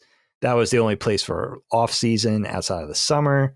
That's where I understand on Long Island the real, quote unquote, real surfers go. I can't speak to that. Yeah, I don't know. I know a lot of them go to Montauk. Yeah, well, that makes sense. Yeah. Although I think the water would be freaking freezing out there. Yeah, I mean, they'll go out there and like the like dry suits in the winter and stuff like that, and they'll because Bunger is really like, shout out Bunger, they're really like the main skate shop on Long Island, I would think. Do they still carry boards? Yeah, so all right, so there's a Bunger in Babylon. Okay. And they don't carry boards. They're exclusively surf. And from my understanding, Bunger is like a really big name. And people will be taking photos in front of the, every time I'm in like Babylon, there's like someone like taking a photo in front of there and stuff like that. Holy shit. And then there's another bunger in Sayville. Still in the same spot. It's not in the same spot. It moved like a few stores down. Okay. But it's this guy, Sammy, and he's a surfer. And I believe he bought the rights to use their name. Oh. So he kept it bungers, but it's not the same ownership. Yeah, it's not the same ownership. I don't think it has anything to do with the other shop, except for the name is he paid to use the name. And that's like your core, like extreme sports shop. There's a whole skateboard section, but then there's a big snowboard and surfing. They and do snow. Okay. I was curious about that. Like wind surfing and stuff like that, I guess. All board sports. Yeah. So, that's basically what Long Island is with the skate shop. Like, and it seems to almost be a necessity here to survive is to carry snowboards and surfboards. Yep. And that's, kind of everyone has been asking me for a really long time to open a skate shop here. I've been saying this to you for including 20 years. And I don't want to carry snowboards. I don't want to carry surfboards. I would want it to just be exclusive skateboarding, but I don't think you can float that here. And especially in an age of where half the kids go to Zoomies and they have no kind of shop loyalty. That sucks. I've said this to you a million times before. I mean, first of all, shout out Bunger. That was one of the first. It was always a surf skate shop. It was in Sayville on the old location in Main Street. But that was among the first skate shops I went to before the 90s even broke, where I was getting bored. So the fact that they're still around, different ownership, different management, but that warms my heart because other skate shops have come and gone since they've been around. Yeah, they went under for a while. And I didn't know that. Yeah, and then they came back when he bought the name and stuff like that. That's so cool because that name is an institution. So that does my heart good. I have to say, Peach, about the skate shop thing, I don't want to get off on a tangent, but I do agree with you that I think it would be very difficult. Long Island has always been very enigmatic for such a massive suburb, one of the biggest suburbs in the country, suburb of the greatest city in the country, largely affluent, but definitely very populated. There's millions and millions of people on Long Island. I do think it would be difficult, but I do think you would be able to do it. I think it takes a certain type to run a core skate shop and to just have that sort of atmosphere of excitement, hype, passion, deep knowledge, history, longevity, all of those things. I think Long Island needs that core skate shop. Special Sauce might have been. Special Sauce was great. That was probably the greatest shop Long Island's ever had. Yeah. 100%. New School had a lot of stuff too.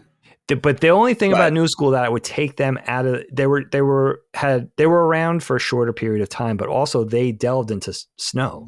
Yeah. They were really big into snow and surf. Yeah. So that was the thing. But Special Sauce did get into surf. Oh, I didn't know that. They had their own store behind Special Sauce on another block, but that's where they had the mini ramp. So it was like a surf shop / backroom mini ramp. Gotcha. Okay. Yeah.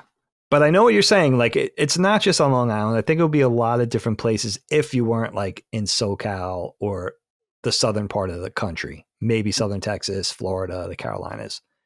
Like you would need to be all season just to stay liquid. Yeah, like my friend Chris is killing it with Olympia, and that's what is he? Tell me about Olympia a little. Where is he? That's in Ann Arbor. So cool. I always wanted to go. So he had a shop in a smaller town near Ann Arbor. Okay, and he had some like ramps in there and stuff like that, and they had like a big DIY spot in the town, and he really did come in there, and he really did capture the locals and everything. So then he made a bunch of money, and then he opened the second location in Arbor. So cool. And then eventually he closed down the first location, just stick with the second location in Ann Arbor. But he's like really boutique-y as well, where he has like jackies in there for like $800 and, you know, stuff What like brands? that. He carries a lot of Dime. Okay. And I don't, the $800 jacket, I don't remember what. I was like just looking through his site, but he's really pretty like core dude. Like, Okay. you know, he's really into like New York City underground, like limousine and, you know, all that stuff like that. That's sick. And it sells there. You know, he sells a lot. He sells a lot of Dime. He says the Dime is like supreme out there. Oh, wow. So he's like, I sell like a ton of Dime stuff. But he also said that, you know, he's like, I have to work like 7 days a week. And he's like, I have to be there at like 10, you know, in the morning and then leave at like 10 at night. First one in, last one out. Yeah, and that's not something I really want to. That's hard. But because of selling the fashion brands, he's able to stay purely skating. Yeah. That's cool. Yeah. That's really cool. And you know what? He could probably be more profitable if he delved into the other things. So I like the fact of like the not giving a shit, like the hardcore skate. He's an interesting guy because he's been your other best friend for years. Yeah. And I've never once crossed paths with this. You never met him? Never met him. Not even. It's so strange. It's like, and I must be the same for him where it's like, does this person even exist? Actually. Yeah. Very strange. Yeah. I feel like you would have met him. I guess not. No. It's so weird. It's one of those weird, unexplainable things where it's like, I've been hearing about, and everything I hear about him, I know I would like him. So yeah, much. He's super. He's the best. And like, so cool. He's really good at skating as well. That's awesome. And, you know, he used to, you know, I'm sure he's calmed down, you know, but he used to get into a lot of, you know, crazy situations. You know, like there's some really good stories like from him, especially like really off the wall shit like happened to him. Do you think when you and I finally do our little thing here, do you think he would come on the show and do an episode? Yeah. Oh, that would be so cool. Antonio has no choice. Oh, Antonio's. Oh, dude, that'll be so good for the channel. Yeah.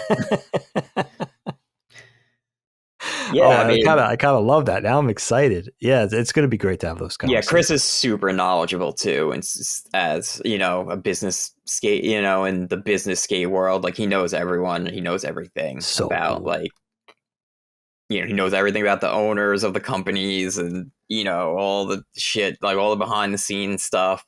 A real skate nerd. Yeah. Oh, I love that. Also a businessman as well. Yeah, you know, well, that's his life. Yeah, it's his livelihood. Yeah. Dude, that's so cool. Well, while we're on surfing, another thing we've never done together, I've done very little surfing as well. I mean, I went through like a week. Do you remember Mike McCarthy?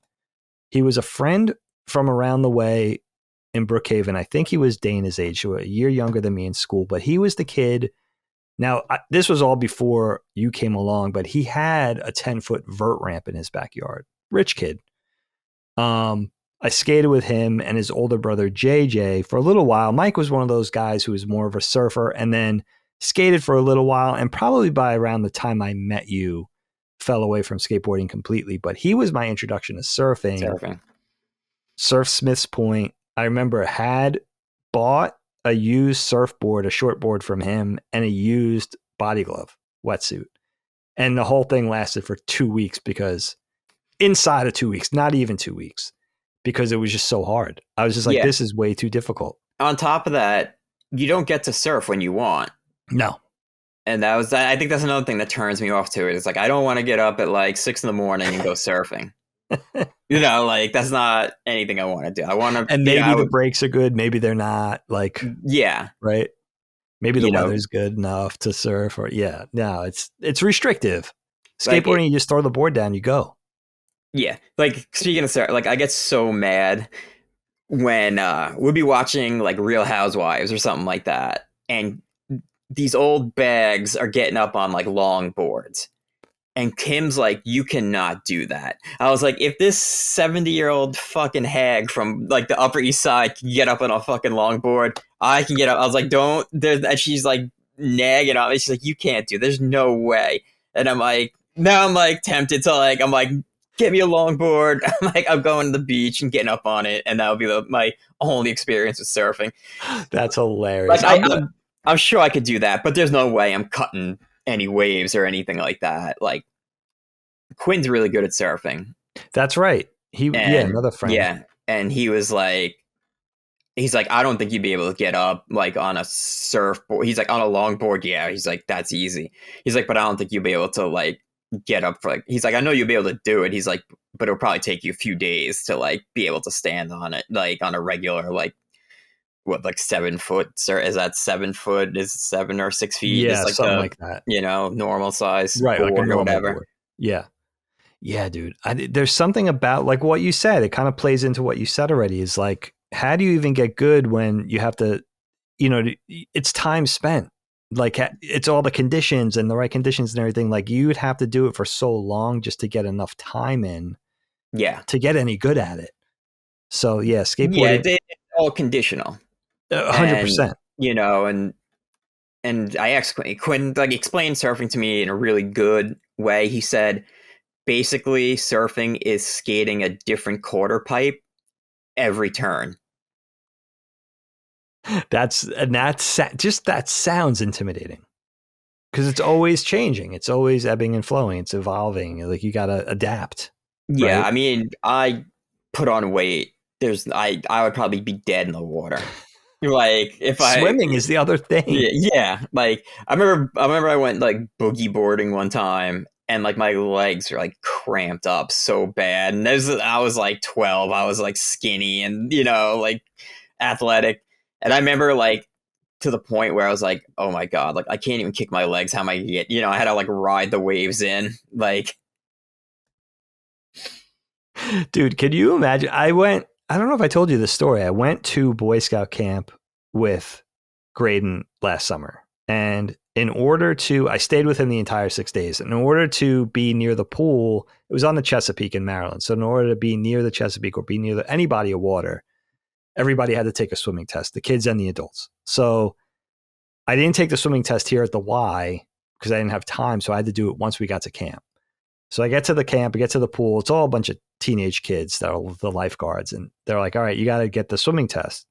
And I was thinking about not doing it. But then it was like, if I didn't have the bright blue, the baby blue bracelet, it was like I just felt like a loser. Like I needed to get the bracelet. So I had to go for the swimming test. So I told the kid, he's like, are you comfortable in the water and everything? I was like, yeah, when I was your age, I was a lifeguard actually. And he was like, all right, puts me in the water, gives me the swimming test. I'm like halfway through the swimming test. I'm like, seriously think I'm going to have a heart attack. And I'm like, what? Like, I'm even questioning, like I'm out of shape, but I didn't know I was that out of shape. I get done. Dude, I really thought I couldn't catch my breath. I get done. They're filling out the paperwork. He tells me, well, you did a good job. He gave me the lifeguard test. I took a fucking lifeguard test at 49 years old. And I thought I was just taking the swimming test that Graydon took at the Y a couple of months earlier. And dude, the lifeguard test nearly killed me. Like I was like, I'm not going to, my heartbeat's never going to stop. What did you have to do? I had to swim the entire perimeter of the pool above water and then do it again below water. But you can and separate laps. And then they let me rest periodically for like 5 or 10 seconds. I'm assuming you can come up for a break. Like, yeah. No, I could for the underwater one. You could come up and get air. Yeah. But the pool was tremendous. It was a tremendous camp pool. It wasn't a backyard pool, dude. I was just like, yeah. So the out of shape thing definitely speaks to me. What about snow? Have you ever had any interest in it? I've never done actual snowboarding ever. Winter sports. I've never snowboarded either. Any interest? Not really. Because that's more adjacent to skating, I think, in terms of tricks and rails and jumps. And yeah, it's binded to your feet, but there's something just in terms of spinning, at least.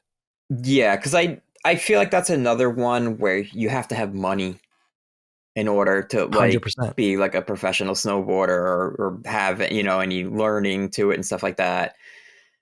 But then I know that there's a mall in Jersey somewhere that has an indoor snowboarding thing. And one of my friends goes there all the time and posts videos on his Instagram. And I'm like, this is kind of cool. It's just like a downhill thing with like a bunch of rails and ledges and stuff like That sounds that. fun as shit. I didn't know about this. Yeah. So something like that, maybe, I'd be interested in, but not real. I don't have no interest to go out and just like go down a hill with like 70 other people at the same time. I think that's more or less what it is too, is there's so many people doing it. It's crowded. Yeah. Lift passes, gear is. Yeah, everything is, because I remember in new school, used to go on the snowboard trips and, it'd be like $500 for the trip. And all they did was like lend you the gear and stuff like that. So, but I guess the rest of it was for lift tickets and Sure. Everything like that. Like Yeah. Like, I didn't know they orchestrated those things. Yeah, Bunger does it too. Oh, that's interesting. I wonder if I would still delve into it. You remember when I lived in Connecticut for that short period of time? It wasn't a Killington. It was a ski resort, but it was on a small scale right near my house. I mean, a couple of miles away. And I had friends that snowboarded up there. My friend Joe, you remember, you guys from my wedding party. And they tried to get me into snow. And at that time, man, I just could not afford it. Like, it was the jacket, the gloves, the board, the bindings, the boots. Like, it was just, it's cost prohibitive. It's like getting into like BMX for the first time. Like, if you're like dead serious about BMX and, you're going to spend like probably like $2,000 on like a bike, Absolutely. Yeah. And then skateboarding. You gotta get good. You got to go through that period of getting good. Yeah, and then skateboarding, we spending $150 max for, a skateboard. It's been the same for years. It's been close to the same for years. So it's incredible. It's starting to go up. The cost is starting to go up now, but isn't that crazy? Like, the cost of, in this age of inflation and everything getting more expensive, skateboarding has been relatively inexpensive. Yeah. I mean, the boards did go up in price. I remember, what did we pay? Like $40 at DB's for a board? Maybe. Yeah. And then it went up to like $60 or $55 or whatever for a very, very long time. But now I do see boards going for like $65 to $70. Okay, so it's like video games. Yeah, it's taking the same trajectory. It's interesting. Yeah, right? It's very, But I remember that Mikey Alford dude. He went on 9 Club and was like, yeah, you should be charging like $120 for, just the board. I'm like, what? Like, we do not need those dudes. Yeah, especially, because it's not like a bike or a snowboard. Like, you could break a board first trick. 100%. Yeah. So that's $120 down the drain. You really can. Yeah, it's 7 plies of maple. I mean, it's not that hard to do, Because, like Quinn did it where one year his mom went to Chapman for his Christmas gift and she bought him a box. I think he gave her a box of 30 blank boards for $300. Holy shit. And he was going through them every day. Did he skate for Chapman? No, and I think it's because of this. So he went through a board like every day until it was like almost like a 2-week mark. And his mom went and brought all the broken boards back and demanded her money back. No way. Yeah. And eventually they caved and gave it to her. And I think that's why he never was on Chapman. Holy shit. Because they liked them and stuff like that. But because I remember I went in there and they like pulled me into like a room and asked me like, did he really go through these boards? And I was like, yeah, he really did. I was there. Like, he would do like a switchback heel and his tail would just break off like every time. Yeah. Holy shit. For those that don't know, for the listeners out there, Chapman is a big skateboard wood shop based on Long Island. It's always been on Long Island. One of the big wood shops still in the world, I think, supply a lot of. They did Supreme for a really long time. Did they really? Yeah. Holy shit. I'm not sure. Do you know who they do now? I am not. They have a ton of clients. They do a lot of wood. Yeah. There's only a handful. There's not that many wood shops. Yeah, no, not out here, especially. It's interesting. So, and based on Long Island, and yeah, they dabbled into an actual skateboard company of their own for a little while, Number 9. That was a Long Island based company. Short lived, but definitely, I wish I still had that video. then I had it. I gave it to my friend Ray. Oh, that's so cool. Ray Yeah. Knives. Yeah, Ray Knives. Shout out Ray. Shout out prize fighter. He was actually, he had his shit in Supreme. Is that right? Yeah, Prize fighter? He was able to get prize fighter in Supreme. Yeah. He did your thing. Wheels. Wheels, yeah. Is he still doing it or no? Nah, barely. He still does it, but not on a big basis. He's doing a lot of secondhand sales now, where Okay. he's kind of diving through garbage and going to people's storage lockers and stuff. He was at my house. He basically cleaned out like my parents' house like with me. Oh, did he really? Yeah, because he thought he was going to hit the jackpot with old skate stuff, and unfortunately, I want to say that when Lindsay moved into my house, there was a whole room that was just filled with clothes. And I think her and my mom just went through the room and threw everything out. Oh. And I'm going to say that's where all like my old skate shirts were and stuff. So he didn't really get as much, I gave him all my skate videos on VHS. That's cool. They had to go somewhere. That those needed a home. Yeah, it was mostly because a lot of them didn't have boxes with them. Okay. So I was like, I don't feel the need to keep these because they don't really have like the box in them or anything like that. Right. It's not the complete package. Yeah. No, that's interesting. It's interesting to hear everybody's whereabouts, the guys we grew up with. And shout out Skating on Long Island. I don't know. I still hold out hope you're going to open up a shop out there. I just think if there's somebody to do it, man, I just can't. It would be me. And if not me, then it would be you. That's it. I don't know. There's a skate shop that literally opened like 5 blocks away from me. I've never been in it. It's still open now? Yeah. Really? It just opened like a year ago. And I've never stepped foot in it. That's so weird. Why? I don't know. Like I could see through the window that there's probably not anything in there that I would be interested in. They have like a big you see the window, they have like a big stock of like S sneakers. Okay. And I'm like, I'm not rocking, nothing against as like, but shout out Kelly Hart. Yeah. But, I'm not doing that. Like, I don't know. That's where like the snobbiness comes in of like, I'm not like, I can relate. Like S or DVS or right DCs anymore. I can relate. It sounds funny that it's so close to your house and you haven't gone in, but I think I would do the same thing. Like there's just something inherently old head skateboarder in that where it's like, selectiveness, I guess. And they have like basketball, like those arcade games where you shoot the basketball, it comes down the net. Yeah, there's like 2 of them, like right in the front window. And so they're billing it as like an arcade. I don't even know. That's so weird. It's weird. Like I know kids who ride for them and everything, and I know people have their products in there, but I've just never gone in. See, that's that knee jerk thing you're talking about, though. It's like it's a skate shop, but you need to bill it as something else as well. Yeah, to entice the customers. It used to be a hobby shop.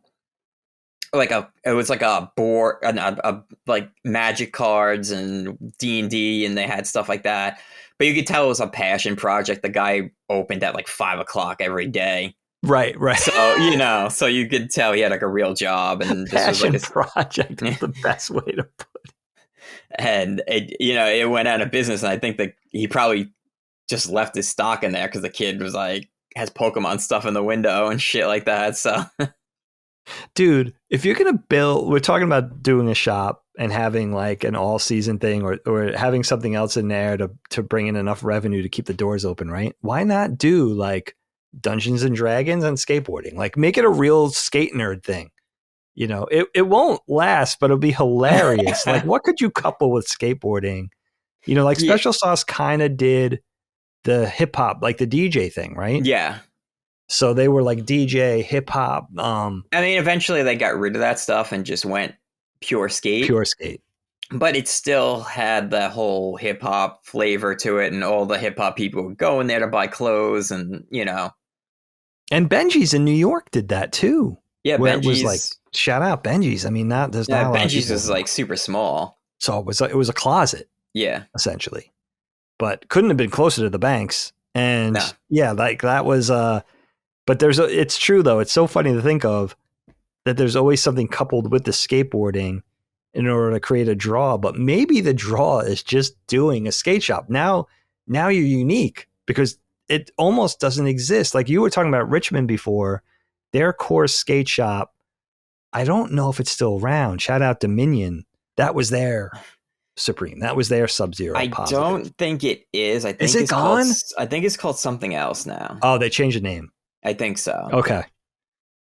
But yeah, I know like all those Dominion dudes. They were all really cool. They would come up here a lot Oh, that's cool. because Eric went to accounting school in Richmond, and he met like all those dudes, and they would always come up here for like the summers and shit like that. That's awesome. There's this guy DJ. I think he made one of the Dominion videos. He was a filmer, and he would come up here with a bunch of dudes all the time, and they did some video called Toxic Turds. Oh, I want to look it up later. And it was really good. And all those dudes in it were really good. And then they all grew up to be like real like skater, like pro guys and stuff like that. It was like Gilbert Crockett and all those dudes. Like, oh shit. I thought you were going to say they grew up to like drive around dualies with the Dixie flag hanging out the back. No, some of them did, I think. like I 100%, like there was like two of them who were like that when we were skating, like, and the dude had like, the hat and shit like that. And that's hilarious. He would talk to me about NASCAR all the time. And he was in my video, and he fell off this, cellar door in Brooklyn. He did a trick on the cellar door in Brooklyn and came down and fell, and he hit the ground so hard that even in the video you hear how like thud-ish it was. He was a pretty like meaty dude, so like he like cracked the pavement. I don't know. It was bad. God. That is so funny. Yeah, just like flesh smacking pavement. Oh, that I could feel that pain. That Richmond is such an interesting place because it really is where the North meets the South. Like you could get both flavors in that one epicenter of just anything and everything. It's like real South and really feels like the North too. It's so weird. That's what I kind of saw that when I was down there for Colin's wedding. Like some, like some of the locals and, but I know a few guys from that area. Where was it? His wedding? His wedding was at that country club. What was the name of the town? Yeah, was it? I don't remember the name of the town. It wasn't Glen Allen, right? Because that's where my mom is. I can't remember the name of the town. It wasn't far from where he... No. Chesterfield? No. Wasn't Chesterfield? No, I don't know. Regardless, whatever. Like a few of the guys are from that, area. Okay, so the suburbs. Yeah, okay. And they were basically like really weirdish. Like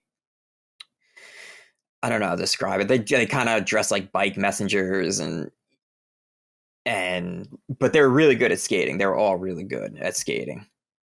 That's awesome. Yeah, I love kind of like the smaller city vibes. Midlothian. Midlothian. Yep. Yeah. Okay. Good call, my friend. PJ, I wanted to ask you something.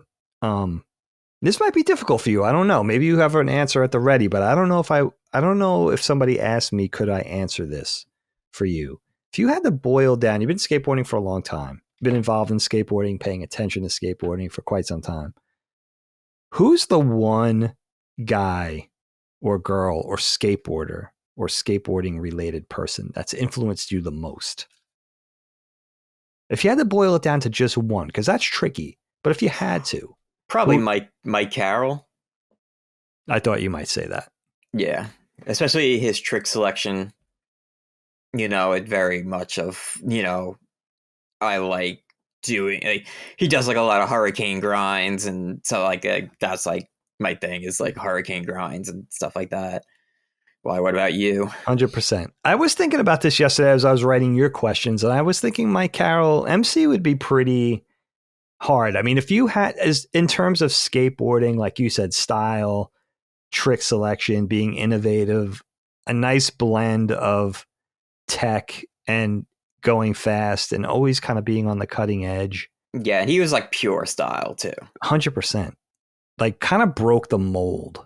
Like there's been other guys, Dylan, right?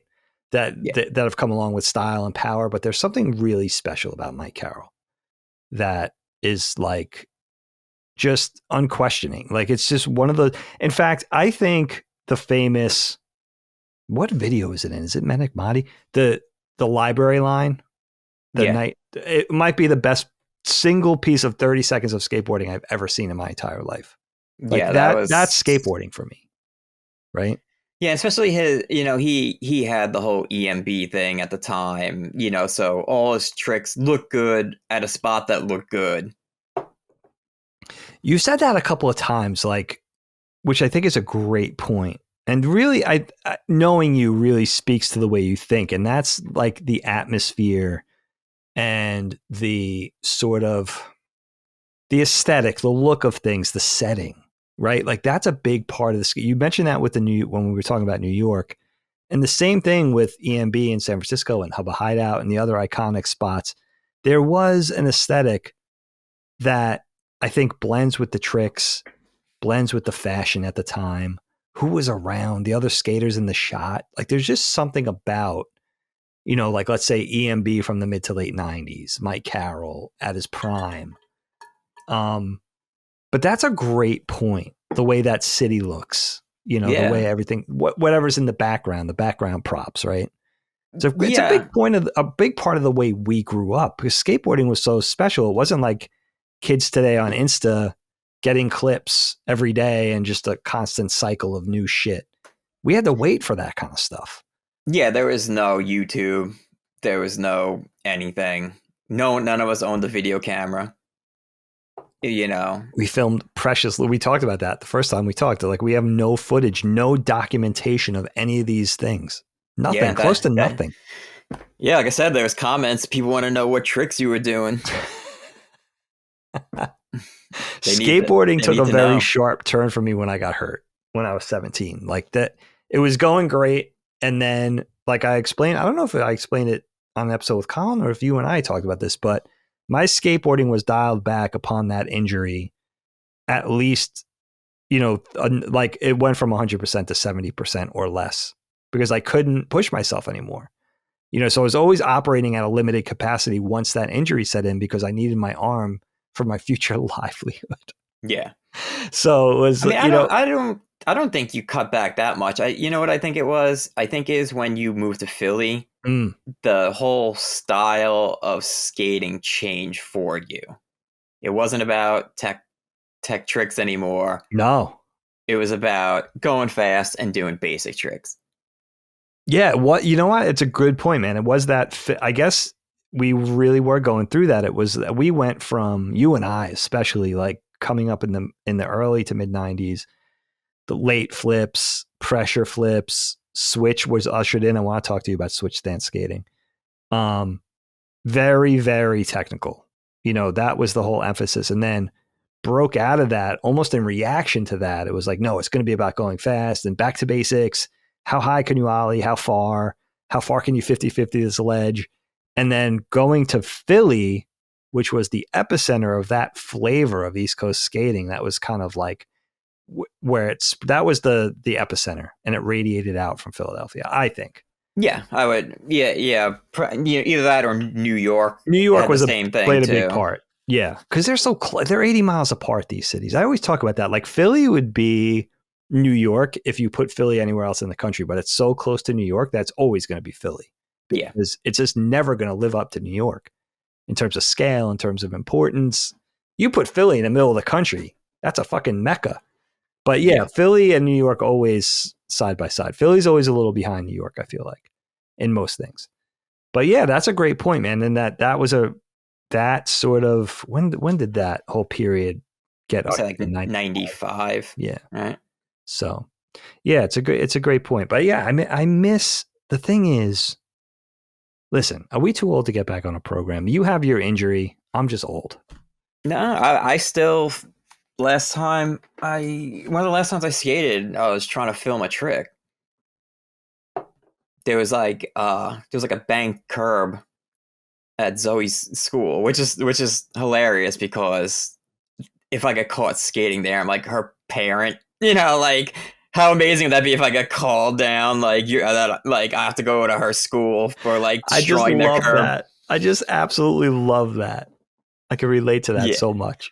So there's a bank curb there, and we had to dig out the grass behind it. It was like growing a little too much over the curb. So we made it ended up kind of being like a singular curb at that point. Like a double-sided curb, at that point. And I was trying to, like, you could slappy into it because it's banked or whatever. So I was trying to do slappy. I was doing like instead of a blunt slide, I went over to like switch crook on the other side. So I was trying to do that and then pop back in. Pop back into the main side. Yeah, pop back into the bank. Side. Holy shit. And that was the last time I filmed anything. I almost got it, but I couldn't because it was started to like stick on grinds and stuff like that. Right. I was getting stuck on like the dirt and shit like that. That's sick. You always had great style. Style was always something that really resonated with you and that you understood, even as a kid. Like I could even remember 14-year-old PJ, like that was something that definitely you embraced. Were you always given, I think you made a name for yourself with that where we grew up, but were you always given and embraced that way, given props for that even later on? Like did people always recognize that in you? No, not really. I've never really like heard anyone say anything about that. I think it was just more or less that I would do a lot of tricks that other people weren't doing. Like I said, like, like we also grew up in the early 90s, so I would do like even like when I was filming like the part and even before that, like when we were skating with Quinn and everything like that, like I would do like front nose slide and pop up to like back 180 nose grind and nose slide up to crook and I really like nose slide like pretzel whips and stuff like that, like, but I would do it like in front. I would do it in the middle of the ledge, so it was harder. So I'd have to really like nollie 270 over the hard. ledge and stuff like that. Yeah, that's sick.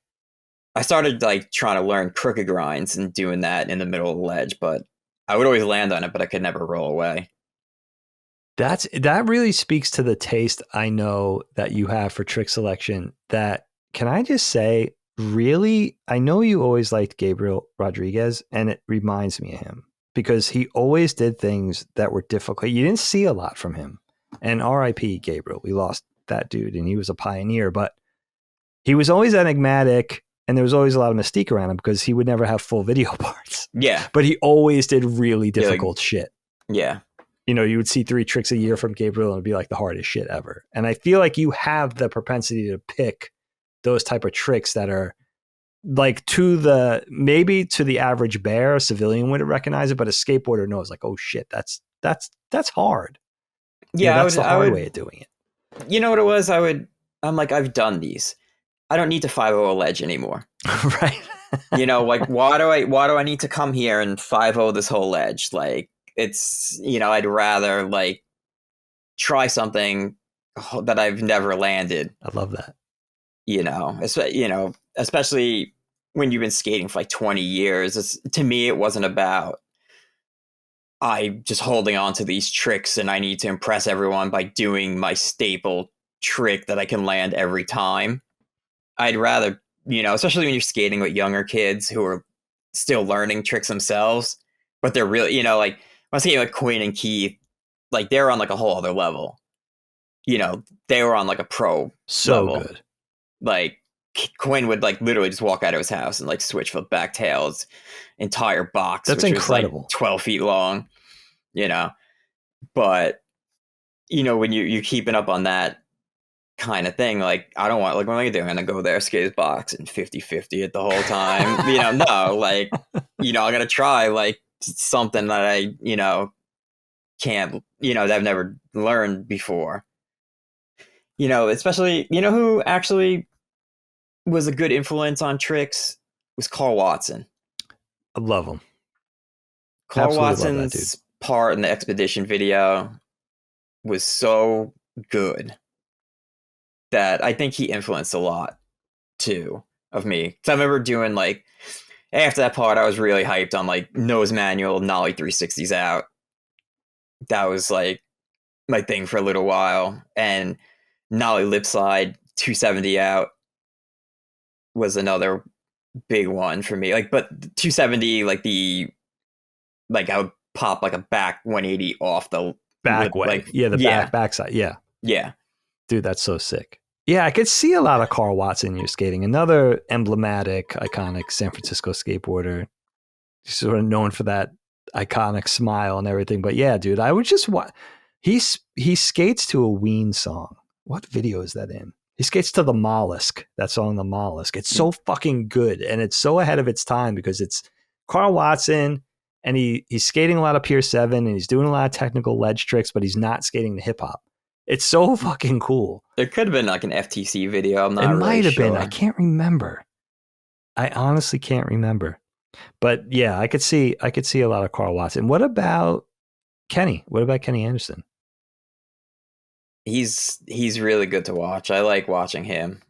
I always thought about him and you. I always thought about every time he came out with a part, I would see a lot of you in that part. The style, the trick selection. He way better style than me. I wish I could skate. I could have skated like him. He was another like super smooth, effortless dude. I guess that why.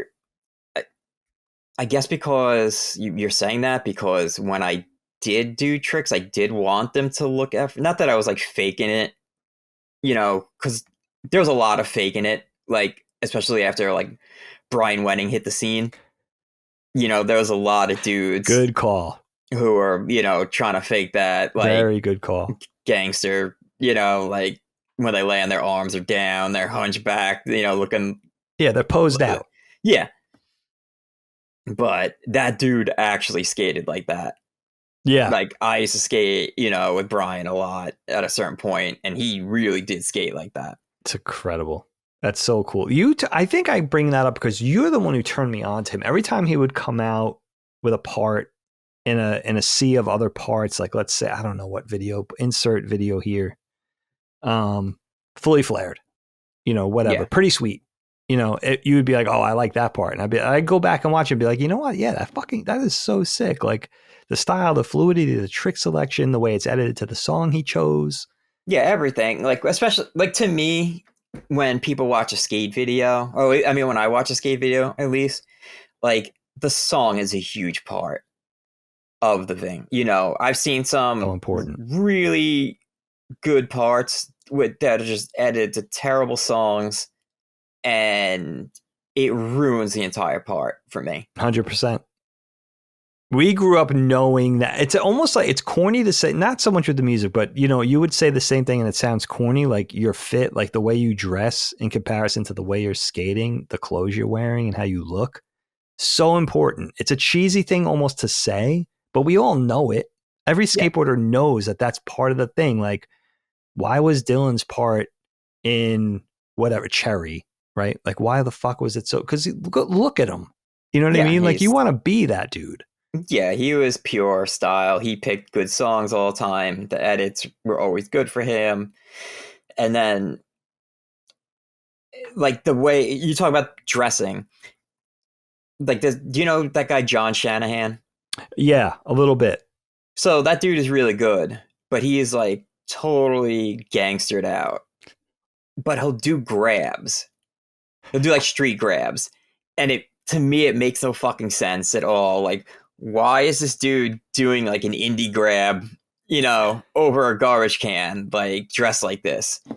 I could picture like some heshed out, super tight pant, all black type guy doing that, but not this dude who is like looking like he's carrying a gun. And, like it's just weird. Look. Yeah. Right. Like the skating, you're not down and I'm not down. I think we're too old and too like set in our ways. We're not down for the irony of that. Yeah. It's like we're not expecting that. It's like if you look dope, you're supposed to be skating like Jimmy Chung. Like if you're not, if you look like Julian Stranger, then skate like Yeah. Julian Stranger or, whoever else. Who else is in the Julian Stranger camp? Tony Trujillo, John Cardiel, those type of dudes. Yeah. Going big, balls to the wall. I just want to ask you one more thing. I want to end with a lightning round with you, which I think will be fun. But I want to ask you one more thing because the way skateboarding is, and just the way I'm immersing myself in skateboarding over the last 10 years, and the way everybody is through social media, but specifically with YouTube. And I just want your take on one or any of these things. Gifted Hater, Epically Latered, the 9 Club. We're coming for you, Chris Roberts. We're coming for you with our new thing. And just the new way of digesting skateboarding, because you and I grew up reading Transworld and Slap when it was before the Slap message boards, and Thrasher and Big Brother. It's not magazines anymore. I still have my subscription to Thrasher, but now we're digesting skateboarding in a much different way. What do you like? Which of these things do you like? Which do you not like? I really like Gifted Hater. I think Gifted Hater is really good. I don't listen to him a lot. Talk to me about Gifted Hater. I really want your opinion on him.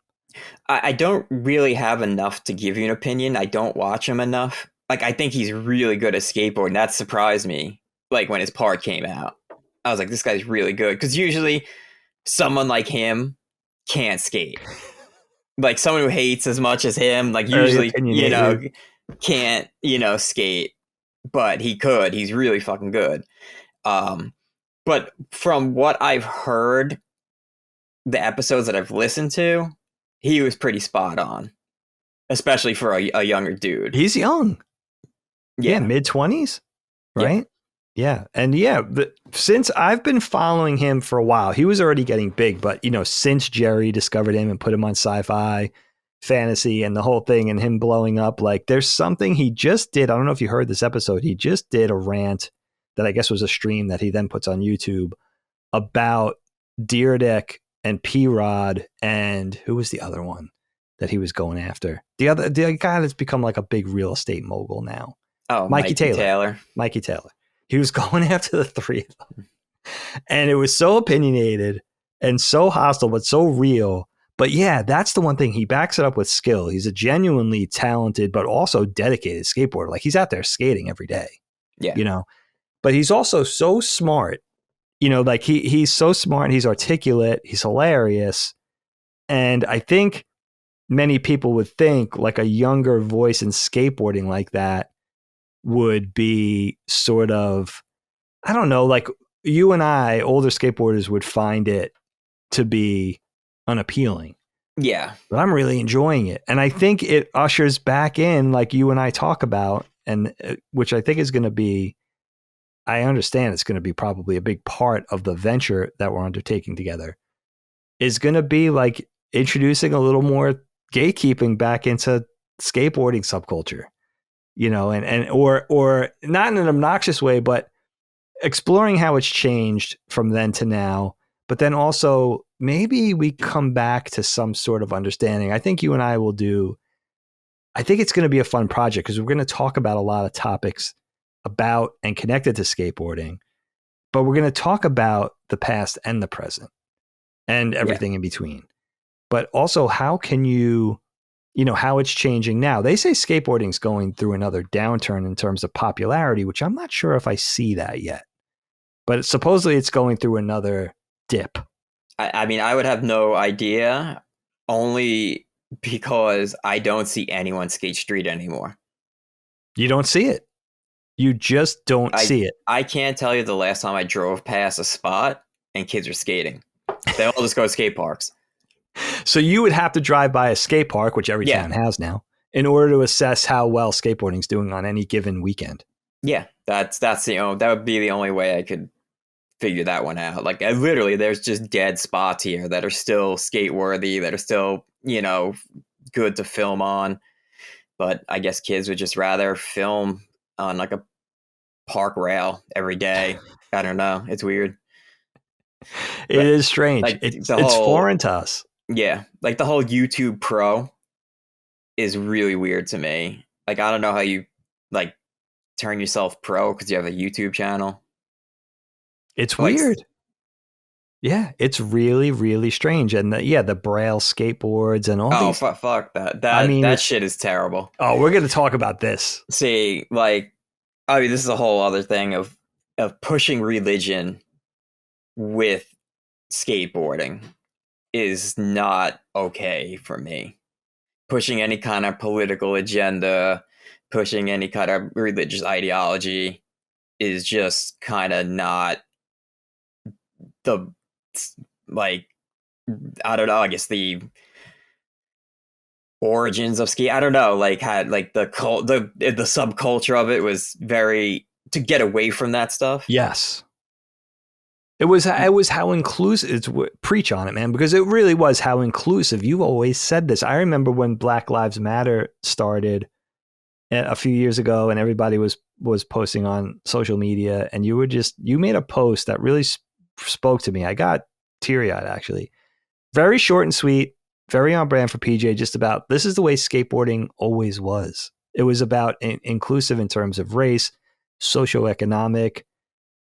Religion. It was about, like, if you skateboarded, it didn't matter who you were, what you looked like, what ideologies, what religion you came from, you know. And it was the same thing. It wasn't like, oh, I don't see color. It was, yeah, like, I acknowledge that he's black or, you know, Latino or Chinese or whatever. And I understand that if we go to a spot, they're most likely going to pick him out over me.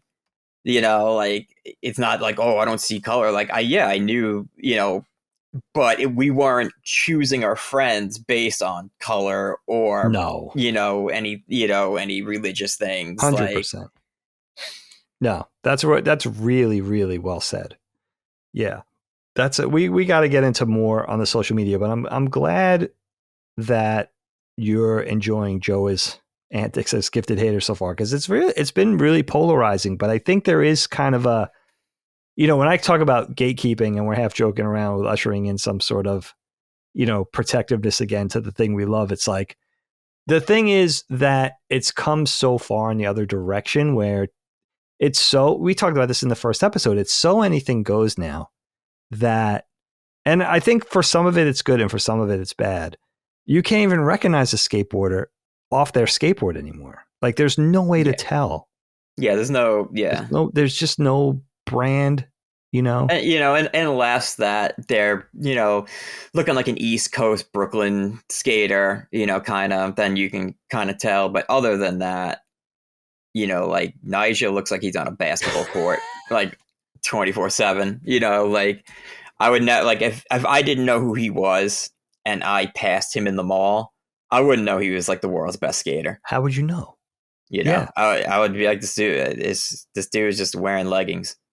Like, I don't know, like, and it's cool. Like, you would think, all right, but there's no uniform anymore. It's not blue jeans and white t-shirts or whatever we grew up doing. It's not this thing. So maybe it's cool. Like, there doesn't have to be a uniform. There's no dress code. You could be you.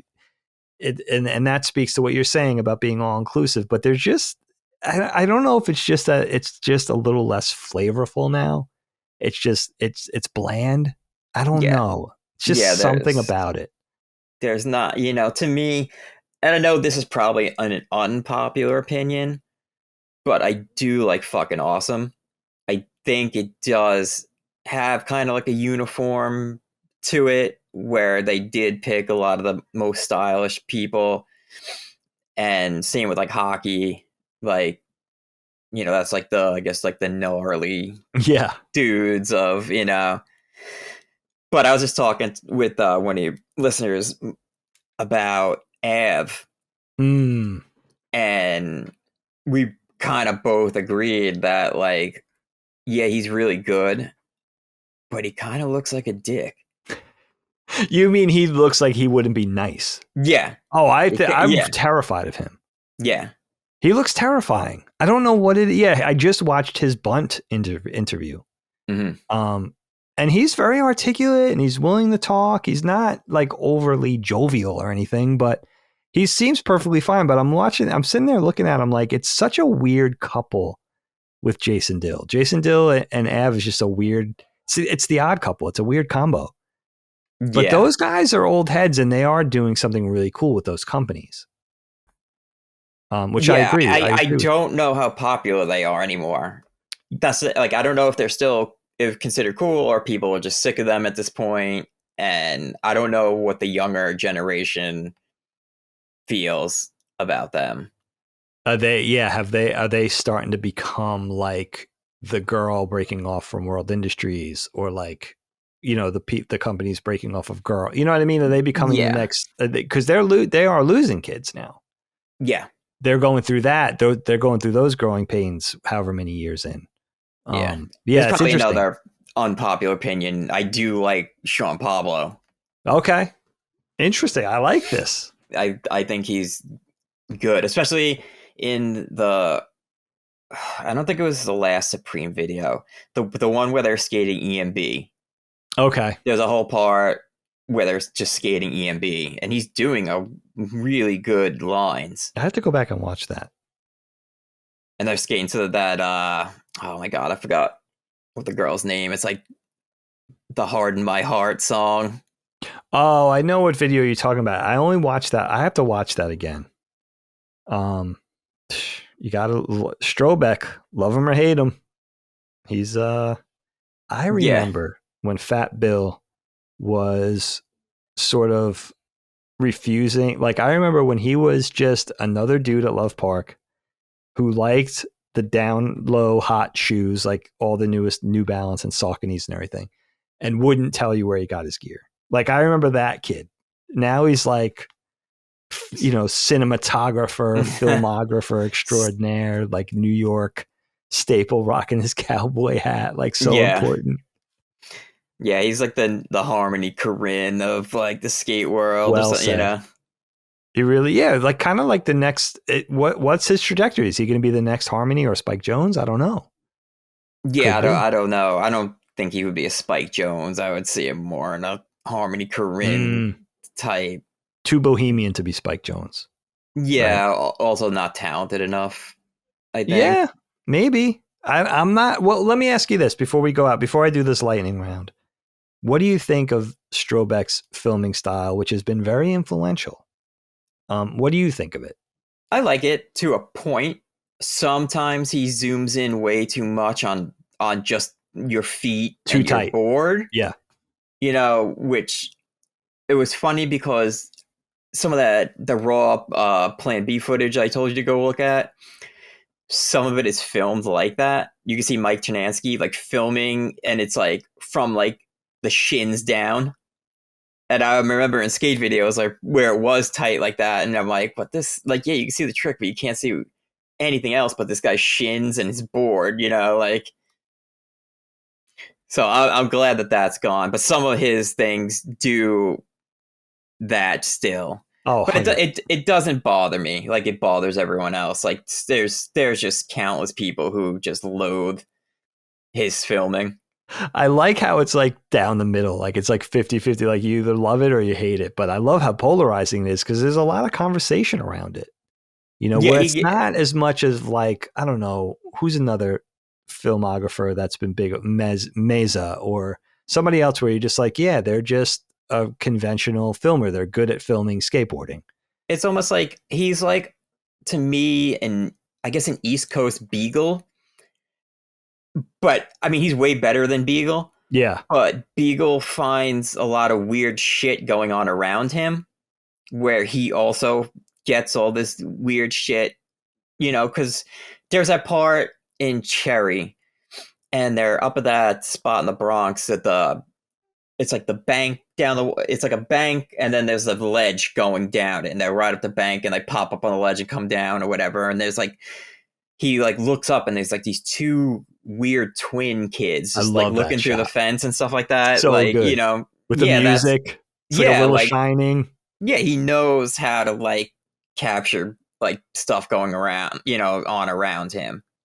Yeah, you know what? That's a good point, Pete. I mean, yeah, Strobeck makes New York a character like Beagle makes LA a character. Yeah. It's like that environment's a big part of it.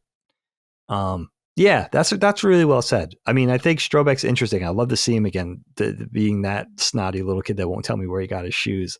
It's so funny. I remember like my memory of him is standing on the corner, both walking towards Love, or maybe we were both skating. I don't remember. on like the corner of like 16th and Pine going in that direction, being like, dude, those are sick. Where'd you get those? He's like, fuck it. He's like, I don't tell anyone where I get my shoes. That's my Strobeck memory. So fucking funny. Yeah, dude. I can't be that me. I have that in me, but I'll tell you. Yeah, you will. You know, like you definitely would. You know, because I had these kids come up to me at Roosevelt Field Mall one time. It was years back, like when I was still dressing all like, you know, fly, and it was a group of like, I don't know, probably like 15-year-old, you know, kids, and you know they were mostly black, and they came up to me like, "Yo, white boy got swag," and like started like, you know, asking me about shit. But you know, I told them like, "Yeah, well, this is where you can get everything I'm wearing." You gave it away. You gave yeah, away. I can't, you know, I don't want to be that guy who, I do want to be that guy actually, but I just can't. You know what though, dude? I like rewarding somebody for not only recognizing it, but also for saying it out loud. It's like, okay, you kind of deserve it. You kind of deserve a treat. Like, you know, not only do you understand good taste or gear or whatever, but you actually had the balls to say it, the audacity. So that's kind of neat. You know, yeah, he was such a snot. He was one of those dudes who wasn't anything yet. He was just kind of a snot-nosed kid, but I think he felt like he was getting in with the cool group in Philly. You know, that's the other thing that people don't remember about Fat Bill. We can't call him that anymore, I guess, but he comes out of Philly. You know what I mean? He wasn't always associated with New York. He ended up making a name for himself in New York. Cowboy Hat Bill. All right, Peach, listen, we have a lot of topics for a part two. Or part 3, PJ part 3.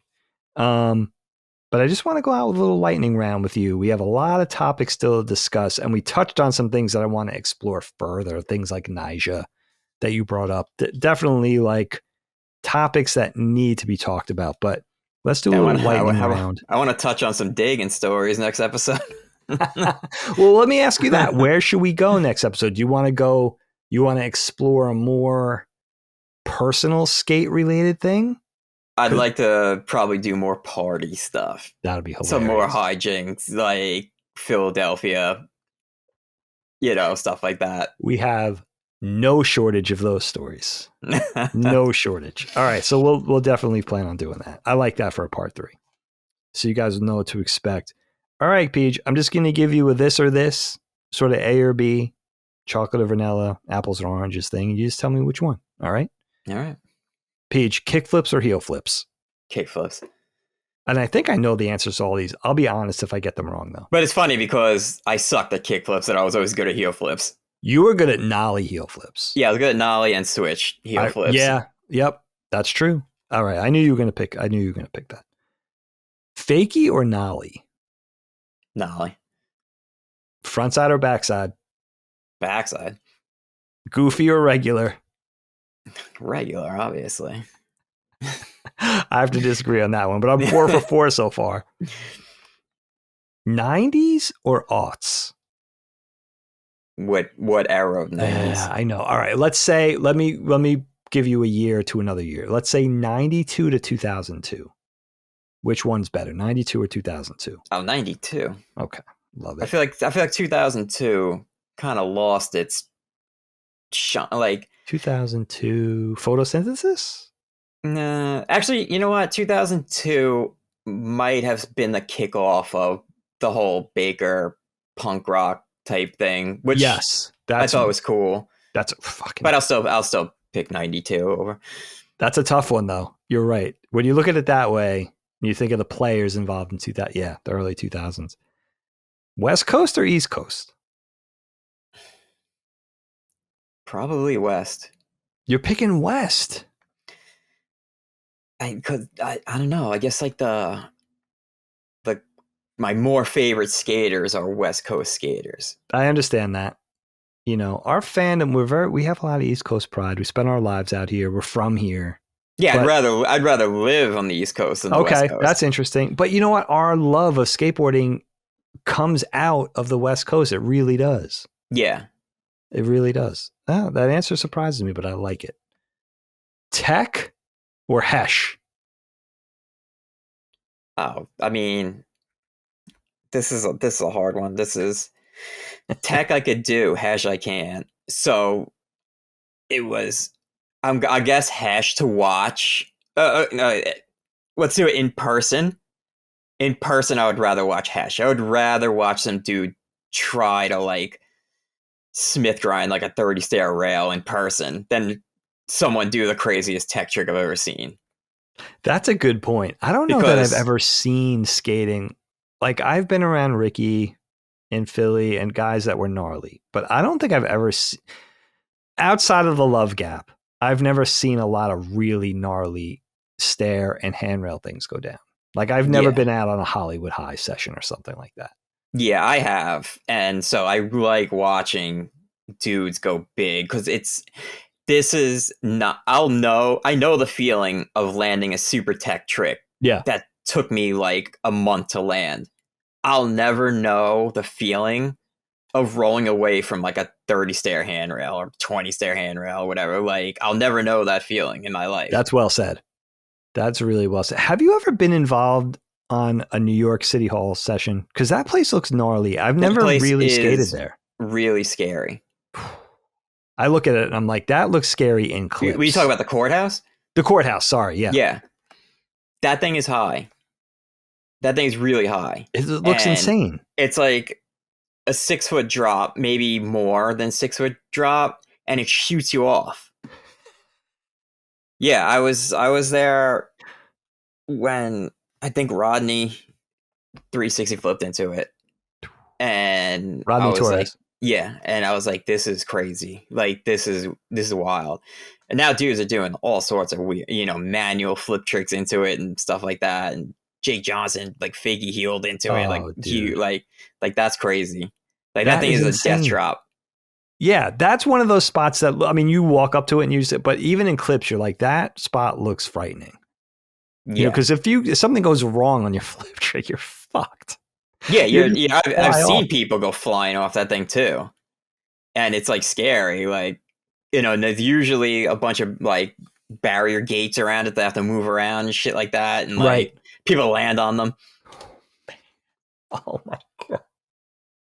Yeah, man. I figured you would have some experience with that spot, but that's a gnarly spot that I just thought of. That's somewhat local. Yeah, because that'd be like one of those spots like, oh, I'm at the Banks.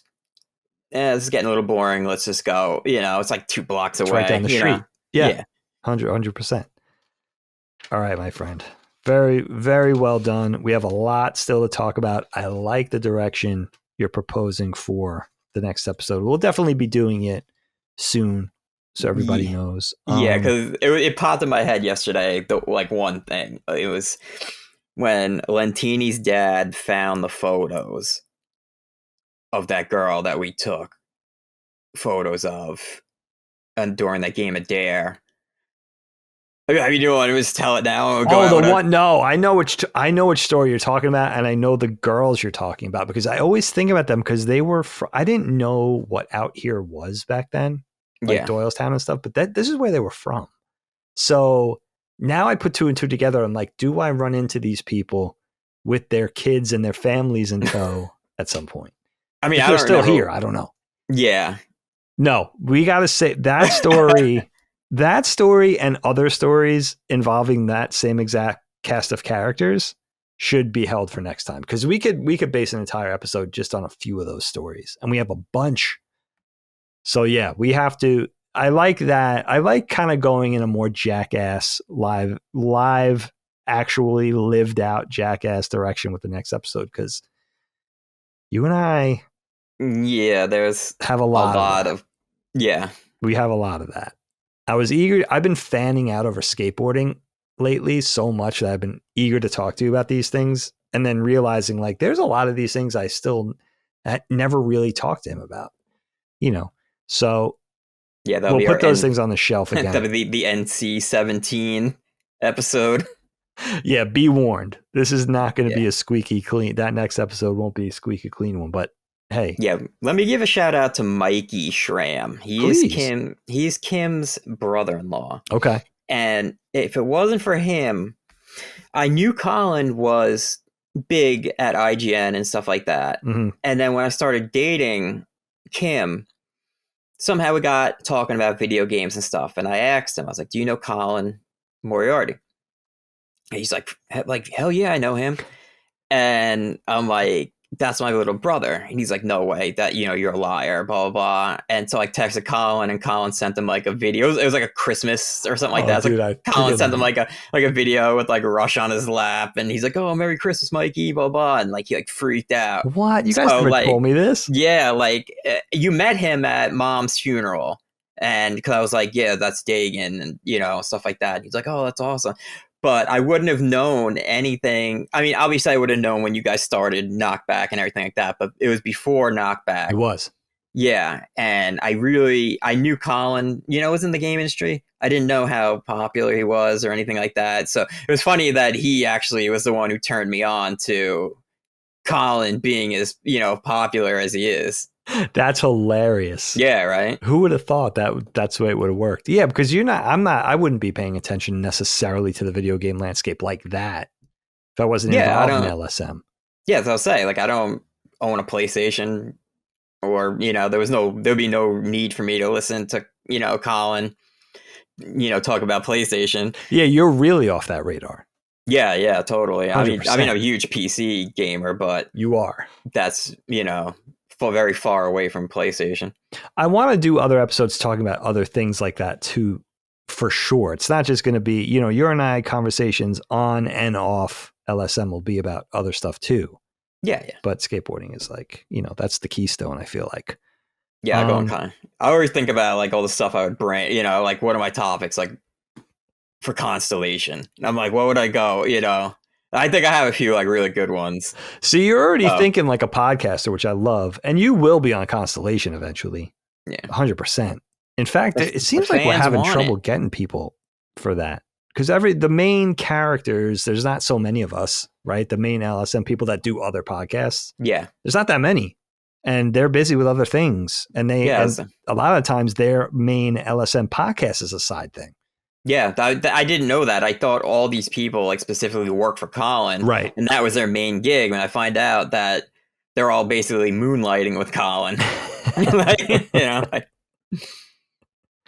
Yeah, man. There's going to be a lot of discussions for the future, but I maintain, think you're doing a good job. You're natural.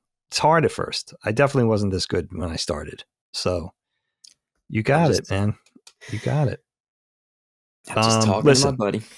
Another episode of Knockback for the record books, boys and ghouls.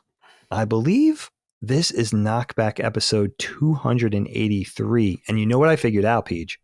If we can squeeze in maybe one or two extra episodes between now and December, we'll hit number 300 by the end of this year for Knockback, which is exciting. Now, we'd have to do a couple of extra, but we'll figure all that out. But I will tell you this. I have a really fun idea for Knockback 300 that involves many more supporting cast than just Colin and I, that I feel like just has to happen. Like, it's the right way to usher in number 301 of Knockback. I feel like since I've had this idea, there could be no other way. So more on that soon. But if we could just figure out, maybe it's you and I sort of helming a few extra episodes, that'll be really cool. But anyway, enough of my ranting. Paige, many thank yous. I turn it over to you for parting shots, goodbyes, whatever you want to say, my friend. I got to shout out Daddy Dilf over here.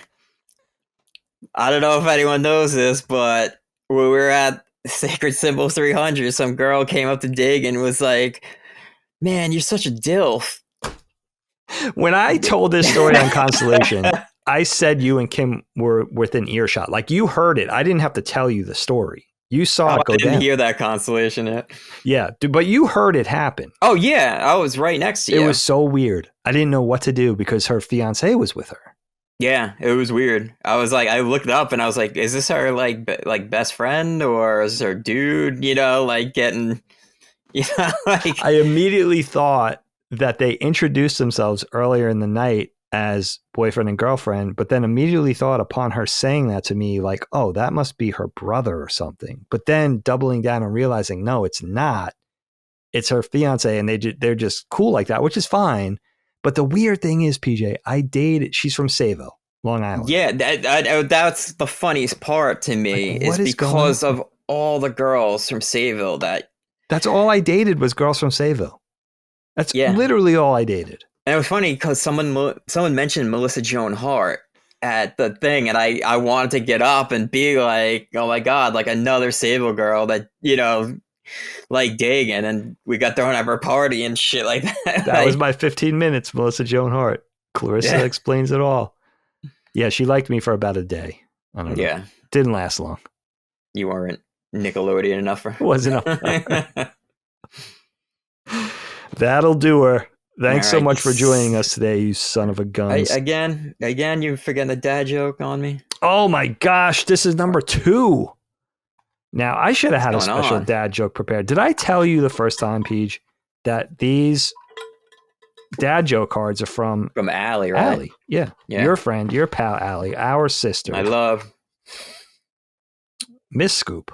Got to get her on an episode 2 soon. It would be really fun to have the two of you. You guys would be you and Allie would be a good combination for an episode because we have there's a lot there too. All right. I got to find one. See, I'm at the point with these dad joke cards where I'm not sure. All right. I like this one. I don't think I read this one yet. Peach. Actually, you know what? I'm going to save these for last. Let me do my little outro. I'm going to save the dad joke for last. Got to save the best for last. I just need to say, listen, got to do the house cleaning. Patreon.com/laststandmedia for early ad-free access. Why subject yourself to unnecessary FOMO? Get in on the pods early. Treat yourself, for God's sake. Laststandmedia.store for merch. Get a t-shirt. Spread the gospel of LSM in your town today. Gling. Okay, enough of these shenanigans. For PJ, the rest of my Last Stand family, I am the artist formerly known as Dakester, and I got a dad joke for you guys. Peach. What's up, Dale? The Dilfster from now on. I tried to catch some fog, but I missed. Not sure if I like that one. I don't know. The jury's kind of out on that one. I thought I liked it initially.